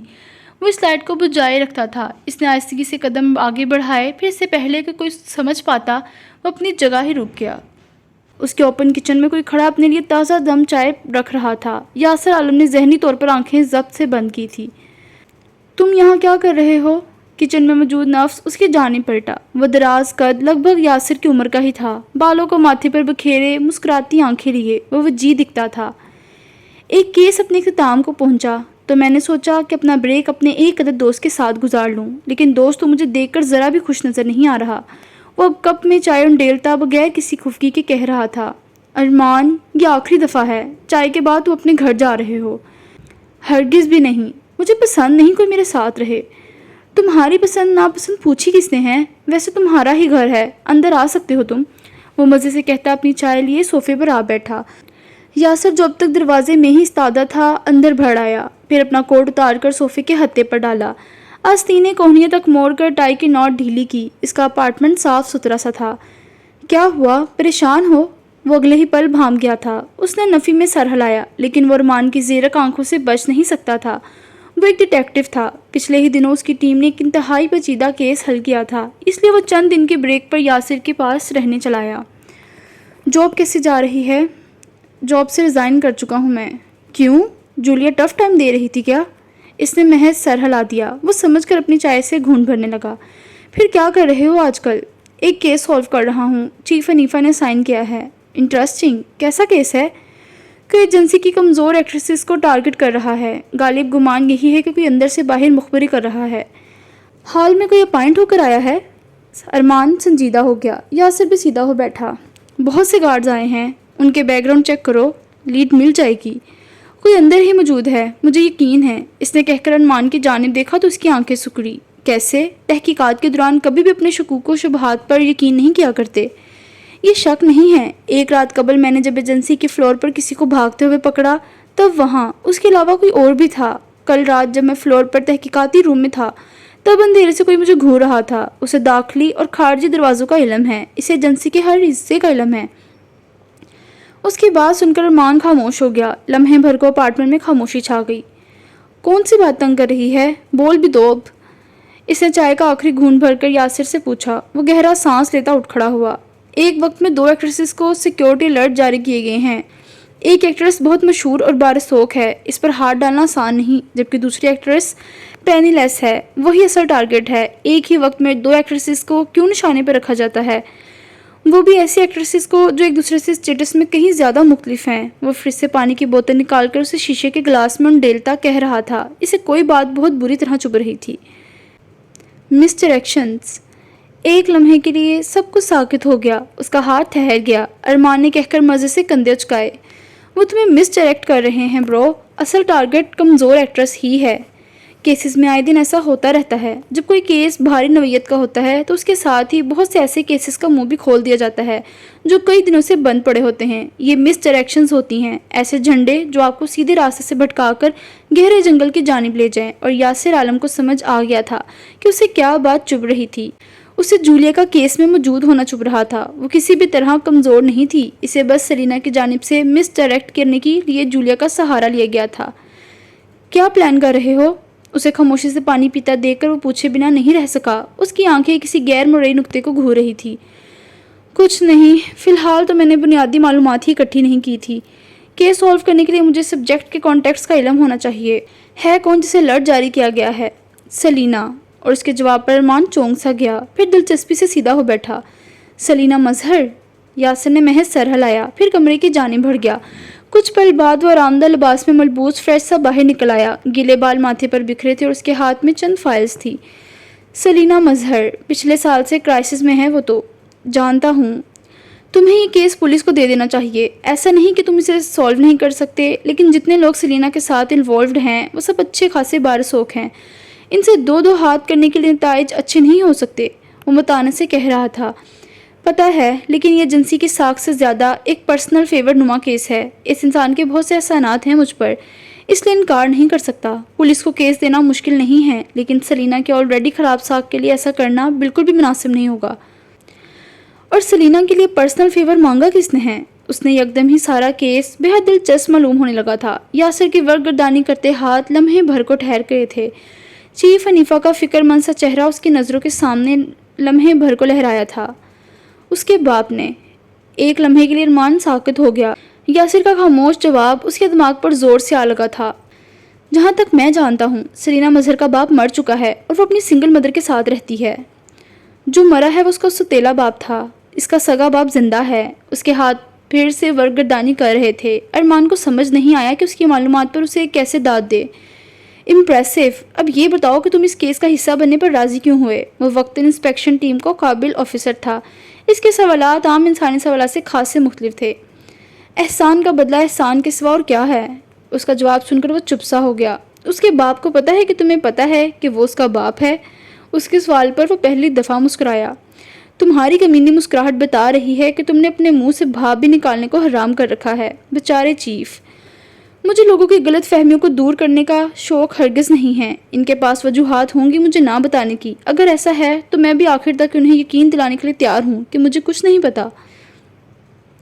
تم آخر باڈی گارڈ کیوں ہو؟ تمہیں تو ڈیٹیکٹیو ہونا چاہیے تھا. اور یاد ہے ہم نے ایک ساتھ ٹیسٹ کلیئر کیا تھا ڈیٹیکٹیو کی ڈیزگنیشنز کے لیے. پھر تم باڈی گارڈ بننے چلے گئے اپنے دوست کو تنہا کر کے. کبھی معاف نہیں کروں گا تمہیں اس کے لیے. گڈ. کبھی معاف مت کرنا مجھے، لیکن کل تم مجھے یہاں نظر نہ آؤ. مجھے نفرت ہے اگر کوئی میرے ساتھ آ کر رہے. کچھ دنوں کے لیے کیا تم مجھے اپنی بیوی سمجھ سکتے ہو؟ اور کیا تم یہاں سے دفع ہو سکتے ہو؟ ٹھہر کر پوچھا اور پھر اپنی فائلز کے لیے وہ صوفے پر پیچھے ہو بیٹھا. ارمان اس کے جواب پر ہنستا ہوا اٹھ کھڑا ہوا. ویسے سلینا مظہر میری فیوریٹ ہے. میرے علاوہ وہ سب کی فیوریٹ ہے. مجھے ذرا بھی حیرت نہیں ہوئی. اس کی ہاں کے جواب میں اس نے سکون سے کہا تھا. پتھر کا دل ہونا چاہیے سلینا کو ناپسند کرنے کے لیے. میں تو حیران ہوں کہ اس کے ساتھ کام کرتے ہوئے تم اپنے حواس کیسے برقرار رکھتے ہو. کیا تمہیں اس کی خوبصورتی ڈسٹریکٹ نہیں کرتی؟ مجھے صرف اس کی بیوقوفی ڈسٹریکٹ کرتی ہے. اس کے جواب پر کمرے سے ایک اور کہکا ابھرا تھا. آنکھوں پر نظر کا چشمہ لگائے وہ مصروف سا ہر ایک ورک الٹا رہا تھا. اس کی آنکھ فون کے بجتی گھنٹی سے کھلی تھی. کمرے میں موجود کھڑکی سے روشنی چھن کر اس کی ورک ٹیبل پر گر رہی تھی. وہ کرسی پر بیٹھے بیٹھے ہی سو گیا. سامنے کاغذات کا انبار لگا تھا. اس کا موبائل بھی فائلز کے نیچے دبا ہوا تھا. اس نے مندی آنکھوں سے ہاتھ مار کر موبائل برآمد کیا، پھر بغیر دیکھے رابطہ جوڑ کر فون کان سے لگایا. یاسر عالم رائٹ؟ کیا تم مجھے ڈیلائٹ چاکلیٹ کا ایک بڑا پیک لا کر دے سکتے ہو؟ دیکھو میری گاڑی خراب ہے اور پیدل گھر سے نکلنا میرے لیے مناسب نہیں، اور یہ انتہائی ایمرجنسی کال ہے. اسے مذاق مت سمجھنا. اس نے فون کان سے ہٹا کر ناسمجھی سے دیکھا. What the hell؟ میں نے آپ کو وارن کیا تھا کہ صرف ایمرجنسی میں کال کریں گے آپ مجھے. چاکلیٹس؟ اسے جیسے یقین نہیں آیا. اگر گھر سے اکیلے نکلوں گی تو تکلیف بھی سب سے زیادہ تمہیں ہی ہوگی، جتا کر کہا. یاسر کا دل کیا اپنے بال نوچ لے. کون سا منحوس لمحہ تھا جب اس نے اس کیس کے لیے حامی بھری تھی. میں ہرگز بھی تمہارا نوکر نہیں ہوں. گارڈز بھی ایک طرح کے نوکر ہی ہوتے ہیں. صبح ہی صبح وہ دادا کی طرح کیوں لڑ رہی تھی آخر؟ کیا ایک دادا کم نہیں تھے؟ Selena I am serious. I am damn serious guard जी। उसे लगा दूसरी जानिब वो मुस्कुराई है। इसने फ़ोन कान से हटाया, राब्ता मुनक़ता कर दिया। अगले कई लम्हात में वो चॉकलेट का एक बड़ा पैक लिए उसके अपार्टमेंट की जानिब बढ़ रहा था। दरवाज़ा खटखटाने से कबल ही खुल चुका था। इसने हवा में मुअल्लक अपना हाथ नीचे कर लिया। तुम तो वाकई बहुत अच्छे हो। ये आखिरी दफ़ा था। इससे ठहर ठहर कर तनबी की थी। सेलिना ने तो जैसे सुना ही नहीं। इसके हाथ से पैकेट उचकाकर वो गहरा सांस भरकर रह गया। ये लो तुम्हारे पैसे। साथ ही हाथ बढ़ाकर उसे 1000 का नोट थमाया, लेकिन वो पैसों की जानिब मुतवज्जा नहीं था। वो सख्त ख़राब मूड के साथ बगैर कुछ कहे चला गया। वो मुस्कुराकर दरवाज़ा बंद कर रही थी। अगले दिन एजेंसी में जब वो प्रिंटर के पास खड़ा अपनी ज़रूरी दस्तावेज़ प्रिंट कर रहा था तो उसका फ़ोन बजा। इसने कान से लगाकर सिर्फ हेलो कहा था। गार्ड जी, मेरा जिंगर खाने को बहुत दिल कर रहा है, क्या तुम मुझे लाकर दे सकते हो? एक ठंडी ठार कोक के साथ। उसके हाथ से कागजात गिरते गिरते बचे थे। इसने कागजात टेबल पर लाकर शब्द से रखे तो ज़ार और शेर इसे चेहरा उठाकर देखने लगे। साहर ने भी उस पर एक निगाह डाली थी। उनके सुप्रीम हैंडसम पार्ट का मूड सख्त खराब था। मज़ीद कुछ नहीं हुआ। वो अगले कई लम्हात में KFC से बाहर निकल रहा था। उसके हाथ में बर्गर का डिब्बा और साथ कोक भी मौजूद थी। दरवाज़ा बजने से पहले ही खुल गया था, यूं जैसे वो उसी का इंतज़ार कर रही हो। उसने हाथ आगे बढ़ाकर इन दोनों चीज़ें थमाई थी। तुम अंदर आ सकते हो, मैं काटती नहीं हूँ। लेकिन वो कुछ भी कहे बगैर पलट गया था। सेलिना की शरारतें थमने में नहीं आ रही थी। वो गाड़ी से निकल रहा होता या निचले फ्लोर पर बहुत से सीनियर गार्ड्स के सामने प्रेजेंटेशन दे रहा होता। वो इससे किसी भी वक्त कभी भी कुछ न कुछ फरमाइश कर रही होती थी। अब तो होटल मालकान भी उसे मशकूक नज़रों से देखने लगे थे। इतना संजीदा गार्ड हाथों में रंग बिरंगी चीज़ें लिए आता जाता उन्हें बहुत भला मालूम होता था। एक रात सेलिना ने उसे फ़ोन किया तो उसने अव्वल तो फ़ोन ही नहीं उठाया, लेकिन उसकी मुस्तकिल कॉल्स पर उसे फ़ोन उठाना ही पड़ा। वो दूसरी जानिब करा रही थी। उसके मैदे में शदीद तकलीफ़ हो रही थी। उसे फिर से भागना पड़ा। हॉस्पिटल लेकर गया तो डॉक्टर के इंकशाफ पर सेलिना मजहर को अपना वजूद पिघलता हुआ महसूस हुआ। इन्हें खाना ठीक से ना खाने की वजह से कब्ज़ हो रही है और उसका दिल किया ज़मीन फटे और इसमें समा जाए। इसकी ईटिंग डिसऑर्डर की वजह से अक्सर मैदे में शदीद तकलीफ़ का सामना रहा करता था। अब की बार इससे गलती हो गई थी। क्या ज़रूरत थी गार्ड को बुलाने की? यासिर अलबत्ता बिना किसी तासर के डॉक्टर को सुन रहा था। वो चेकअप बेड पर दराज तकिए में अपना मुंह छुपाने की नाकाम कोशिश कर रही थी। कब्ज़ बहुत ज़्यादा होने की वजह से इन्होंने ऐसी दवाई का इस्तेमाल किया जो हाजमे में मदद दे। अब इन्हें लूज़ मोशन हो रहे हैं। क्या आप खाना बहुत कम खा रही हैं? डॉक्टर ने ठहर कर पूछा तो उसने यासिर को देखने से हत्तल-इम्कान परहेज़ किया। अलबत्ता उसका चेहरा हद तक से सुर्ख हो रहा था। जी, मैं डाइट पर हूँ। और यासिर ने लम्हे भर को उसे हैरत से देखा था। जिंगर और चॉकलेट्स के साथ कौन सी डाइट होती है? देखें, एक्सट्रीम डाइट की वजह से इनका मेटाबॉलिज्म इंतहाई स्लो हो चुका है। इसके लिए इन्हें बैलेंस डाइट लेने की ज़रूरत है। आप शोहर हैं ना इनकी डाइट का ख्याल रखें। और ज़मीन को वाकई फट जाना चाहिए था ताकि वो ढंग से इसमें समा सकती। यासिर का चेहरा अलबत्ता देखने से ताल्लुक़ रखता था। इसे जैसे अपने साथ होते वाक़यात पर यकीन नहीं आ रहा था। वो इसे अस्पताल से लिए बाहर चला आया। वो रफ़ जीन्स और स्वीट शर्ट में मलबूस थी। यासिर ने सफ़ेद शर्ट पर भूरी जैकेट ज़ेब तन किए रखी थी। वो इससे बहुत आगे तेज से चल रही थी। अब कैसे सामना कर सकती थी भला वो इसका? कब्ज़, लूज़ मोशन, या अल्लाह। तो वो सब कुछ खा नहीं रही थी, बस मुझे तंग कर रही थी। इसने अपार्टमेंट के बाहर ठहर कर गोया सारी बातों का लबे लबाब अखज़ किया था। इससे सर नहीं उठाया। यासिर को उस पर गुस्सा भी नहीं आ रहा था। अंदर जाओ, कुछ लम्हे बाद नरमी से कहा। तुम डांटोगे नहीं मुझे? उसके कुछ ना कहने पर उसने पहली दफ़ा सर उठाया था। शहद रंग आंखों में बहुत सी हैरत थी। वो गहरा सांस भर के रह गया। मेरे पास तुम्हें कहने के लिए कुछ नहीं है। सॉरी, इसने आहिस्ता से सर झुकाकर कहा। वो सर हिलाने लगा। अंदर जाओ, दरवाज़ा बिला वजह मत खोलना किसी के लिए। वो पलट गया। सेलिना भी अंदर की जानिब बढ़ आई। किचन काउंटर पर वो सारी चीज़ें बड़े एहतमाम से रखी थी जो इसने यासिर से मंगवाई थी। इसने इनमें से किसी एक चीज़ को भी हाथ नहीं लगाया था। इसे बस अपनी एक पुकार पर किसी के दौड़े चले आने का एहसास ने इन दिनों में सहूर किए रखा था। कोई उसके लिए भी आ सकता था। एक पुकार पर अरसा हुआ उसकी एक पुकार पर दौड़े चले आने वाले लोग थम गए थे। शहद रंग आंखों में जाने क्यों गुलाबी सी नमी तैरने लगी। वो खामोश चेहरा लिए अपने बेड की जानिब बढ़ आई। उसका दिल सारी दुनिया से खफा हो गया। हसन हाउस धूप के तमाज़त तले झुलस रहा था। उसके ऊंचे खूबसूरत सतून और कीमती पत्थरों जड़ा दाखिली दरवाज़ा उसकी शान शौकत का लमदार था। वाजिद हसन सरबराही कुर्सी पर विराजमान खामोशी से नाश्ता कर रहा था। हॉल में महज कांटे और चम्मच की आवाज़ गूंज रही थी। एक जानब आईपैड खुला रखा था और वह साथ साथ ईमेल्स नीचे करता एक निगाह डाल रहा था। साथ बैठी मारिया ने उस पर एक निगाह डाली थी। اس کی آخری طلق کلامی کے بعد وہ دونوں ہی ایک دوسرے کو نظر انداز کر رہے تھے۔ کیا ہم ایک دوسرے کو کسی تیسرے فرد کی وجہ سے اگنور کرتے رہیں گے؟ اس نے کانٹے سے انڈے کا ٹکڑا منہ میں رکھتے ہوئے سپورٹ لہجے میں پوچھا تھا۔ واجد کا ہاتھ لمحے بھر کو ٹھہر سا گیا، پھر اس نے نظریں اس کی جانب پھیری۔ تیسرے فرد کو تم لائی تھی درمیان میں۔ تم اتنے پارسا نہیں ہو واجد۔ وہ تلخ ہوئی۔ اس نے کانٹا زور سے پلیٹ میں رکھا تو کچن میں کھڑے نوکر سہم گئے۔ میں نے کبھی بھی بددیانتی نہیں کی اس رشتے میں، کبھی بھی اسے پلٹ کر نہیں دیکھا میں نے کہا نا، تم اتنے پارسا نہیں ہو، تم آج بھی اسے یاد کرتے ہو۔ ماریا کو اپنی آنکھیں دہکتی محسوس ہو رہی تھی، اسے کسی پل چین نہیں آتا تھا۔ واجد نے ضبط سے اس کی جانب دیکھا۔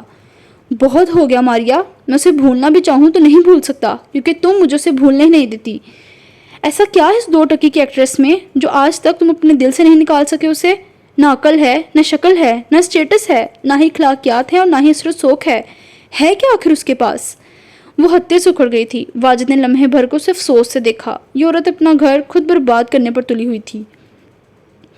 اس کے پاس معصومیت ہے، بہت شفاف دل ہے، منافقت سے خالی، محبت سے بھرا دل، بغیر کسی تفریق کے محبت دینے پر راضی دل ہے اس کے پاس، اور یہ تمہارے پاس نہیں ہے ماریا۔ اس نے ٹھہر کر ایک لفظ علیحدگی سے کہا تھا تاکہ وہ اسے پوری طرح سن لے، اور ماریا حسن نے اسے سن لیا تھا۔ اسے اپنی کن پٹیاں جلتی ہوئی محسوس ہو رہی تھی۔ اس کے چہرے پر بہت خوفناک تاثرات ابھرے۔ تم چاہو بھی تو ویسی نہیں بن سکتی۔ دنیا کی کوئی بھی لڑکی چاہے تو میرے لیے سلینا مظہر نہیں بن سکتی۔ میں چاہوں بھی تو اس کی وہ معصوماتیں نہیں بھلا سکتا۔ اس دنیا کی ہر شے مجھے اس کا بے داغ وجود یاد دلاتی ہے۔ کیا کچھ اور بھی سننا ہے تمہیں؟ اس نے تیزی سے کرسی گھسیٹی اور ہال سے باہر نکلتا چلا گیا۔ پیچھے ماریو کو جیسے اس کے حد تک امیز جملوں پر یقین نہیں آ رہا تھا۔ واجد حسن نے کئی سالوں سے اس جواب کو دینے سے خود کو باز رکھا تھا، لیکن اب اس کا صبر اپنی حد کو پہنچ چکا تھا۔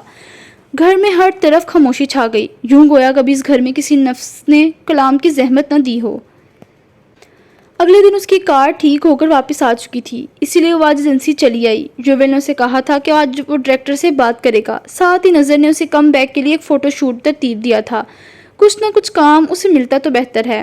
ہلکے گلابی رنگ کا لباس زیبتن کیے وہ بہت خوبصورت لگ رہی تھی۔ اس کی جالی دار آستینیں ہتھیلیوں تک آتی تھی، سیدھے بالوں کو ایک جانب کندھے پر ڈالے وہ اعتماد سے آگے بڑھی تھی۔ گردن پر نشان البتہ ضرور موجود تھا۔ ڈریس کا گلا چوکور تھا، اس لیے اسے گردن میں گلابی رنگ کا ڈریس سے میچ کرتا مفلر لینا پڑا۔ اس کے فیشن میں کسی کو کیا احساس ہونا تھا بھلا؟ آفس کی جانب بڑھتے ہوئے سے یوول دور سے ہی نظر آ گیا۔ وہ شاید فون پر کسی سے محض گفتگو تھا۔ سلینا نے اسے ہاتھ ہلایا، پھر پاس چلی آئی۔ وہ اس کے ڈائریکٹر سے ہی بات کر رہا تھا۔ اس کے چہرے پر آنسو امید کی دوڑنے لگی تھی۔ جی بہتر، آپ جگہ بتا دیں۔ سلینا خود آپ سے اسکرپٹ آ کر، لیکن اس کی بات مکمل نہیں ہوئی تھی۔ کسی نے اس کے ہاتھ سے فون اچک لیا تھا۔ ان دونوں نے اس جانب دیکھا تو چونک گئے۔ یاسر اب فون کان سے لگائے بغیر کسی دقت کے ڈائریکٹر سے بات کر رہا تھا۔ نہیں، سلینا نہیں آ سکتی۔ آپ کو ریگولیشنز کے تحت اسکرپٹ یہاں آ کر خود دینی چاہیے۔ اگر آپ ایسا نہیں کرنا چاہتے تو بہتر یہی ہوگا کہ اپنی آفر پر دوبارہ غور کر لیا جائے۔ اگر ایجنسی میں آپ کے روڈ رویے کے بارے میں افواہیں پھیل گئیں تو کوئی ایکٹریس آپ کے ساتھ کام کرنے پر راضی نہیں ہوگی۔ کیا یہ بات آپ کو منظور ہے؟ سلینا اور یوول اس سے موبائل چھین کر ڈائریکٹر سے معذرت کرنا چاہتے تھے، لیکن اس سے موبائل لیتا کون؟ وہ آنکھوں میں تنبیہ لیے ان دونوں کا چپ رہنے کا اشارہ کر رہا تھا۔ افواہ کون پھیلائے گا؟ انڈسٹری میں افواہیں پھیلانا کوئی مشکل کام نہیں، اور میں سلینا کا باڈی گارڈ بات کر رہا ہوں۔ کچھ سیکیورٹی ایشوز کے باعث وہ نہیں آ سکتی۔ کچھ لمحات بعد بات کرنے کے بعد اس نے فون کان سے ہٹا کر یوول کی جانب بڑھایا تو سلینا کا دل کیا اپنا پرس اس کے سر پر دے مارے۔ یہ کیا تھا؟ کچھ نہیں، کل وہ اسی وقت تمہیں اسکرپٹ دینے آئے گا، وقت پر پہنچ جانا۔ وہ اگلے ہی پل انہیں ہونک بنا چھوڑ کر پلٹ گیا۔ سلینا اس کے پیچھے ہیلز کے ساتھ بھاگتی ہوئی آ رہی تھی۔ یہ تم نے کیسے کیا؟ میں 7 سال سے باڈی گارڈ ہوں، جھک نہیں مارا میں نے۔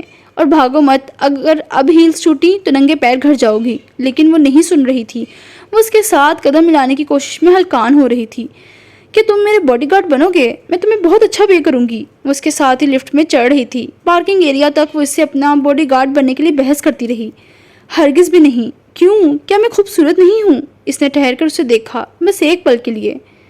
بالکل بھی نہیں۔ سلینا نے ضبط سے سانس لیا۔ یہ بدتمیز گارڈ۔ وہ اس کے پیچھے تیزی سے بڑھی اور بھی اس کا پیر الجھا ہی تھا اور عین ممکن تھا کہ وہ گر پڑتی، لیکن یاسر نے بغیر کسی دقت کے ایک ہاتھ اسے تھام لیا، پھر اسی بازو سے پکڑ کر اسے سیدھا کھڑا کیا۔ کوئی کام ٹھیک سے کیوں نہیں کرتی تم؟ اس نے بیزار ہو کر کہا، لیکن سرینا اس کی جانب متوجہ نہیں تھی۔ وہ ایک جگہ ہی ساکت ہو گئی۔ اس کے عین سامنے واجد حسن کھڑا تھا، وجیح اور ٹھہرا ہوا واجد۔ لمحے بھر کو یاسر نے پلٹ کر دیکھا تھا۔ واجد کو دیکھ کر اس کی آنکھیں سنجیدہ ہوئی تھی۔ اس نے گہرا سانس لیا اور پلٹ کر ان دونوں کے درمیان سے نکل گیا۔ اس کا رخ اپنی کار کی جانب تھا۔ کتنی کمزور ہو گئی ہو سلیم؟ واجد کے پہلے جملے پر سلینا کو لگا وہ اپنی جگہ سے ہل نہیں سکے گی۔ کچھ آج بھی ٹوٹ کر جڑ کر ٹوٹ رہا تھا۔ اس کی آنکھیں ڈبڈبا سی گئیں۔ اس شخص سے کبھی اس نے بہت محبت کی تھی، لیکن خوبصورت آج بھی بہت ہو۔ وہ قریب چلا آیا اور قریب تھا کہ اس کے رخسار کو چھو لیتا، لیکن کسی نے اس کا ہاتھ تھام لیا۔ سلینا نے چونک کر درمیان میں آئے ہاتھ کو دیکھا، پھر اس کی آنکھیں اس شخص کے وجود پر پھسلتی گئی۔ وہ گارڈ تھا، سرمئی آنکھوں میں ڈھیروں ناگواری لیے، سامنے والے کا ہاتھ درمیان میں ہی روکے ہوئے۔ Keep your distance. Wajid Hasan کو جیسے اس کے جملے پر یقین نہیں آیا۔ اس نے ناپسندیدگی سے اس کا ہاتھ جھٹکا۔ تم کون ہو اور ایسے ہاتھ روکنے کی بد تہذیبی کی قیمت جانتے ہو نا؟ اس نے انتہائی ناگواری سے کہا۔ یاسر کا چہرہ بے تاثر ہی رہا۔ فضول سوالات اسے ویسے ہی بے حد زہر لگتے تھے۔ کیا تم اسے جانتی ہو سلیم؟ اس نے اس کی جانب دیکھ کر نرمی سے پوچھا اور ایک بار پھر آگے بڑھنا چاہا، لیکن ایسا ممکن نہیں ہو سکا۔ یاسر کا ہاتھ درمیان میں موجود تھا۔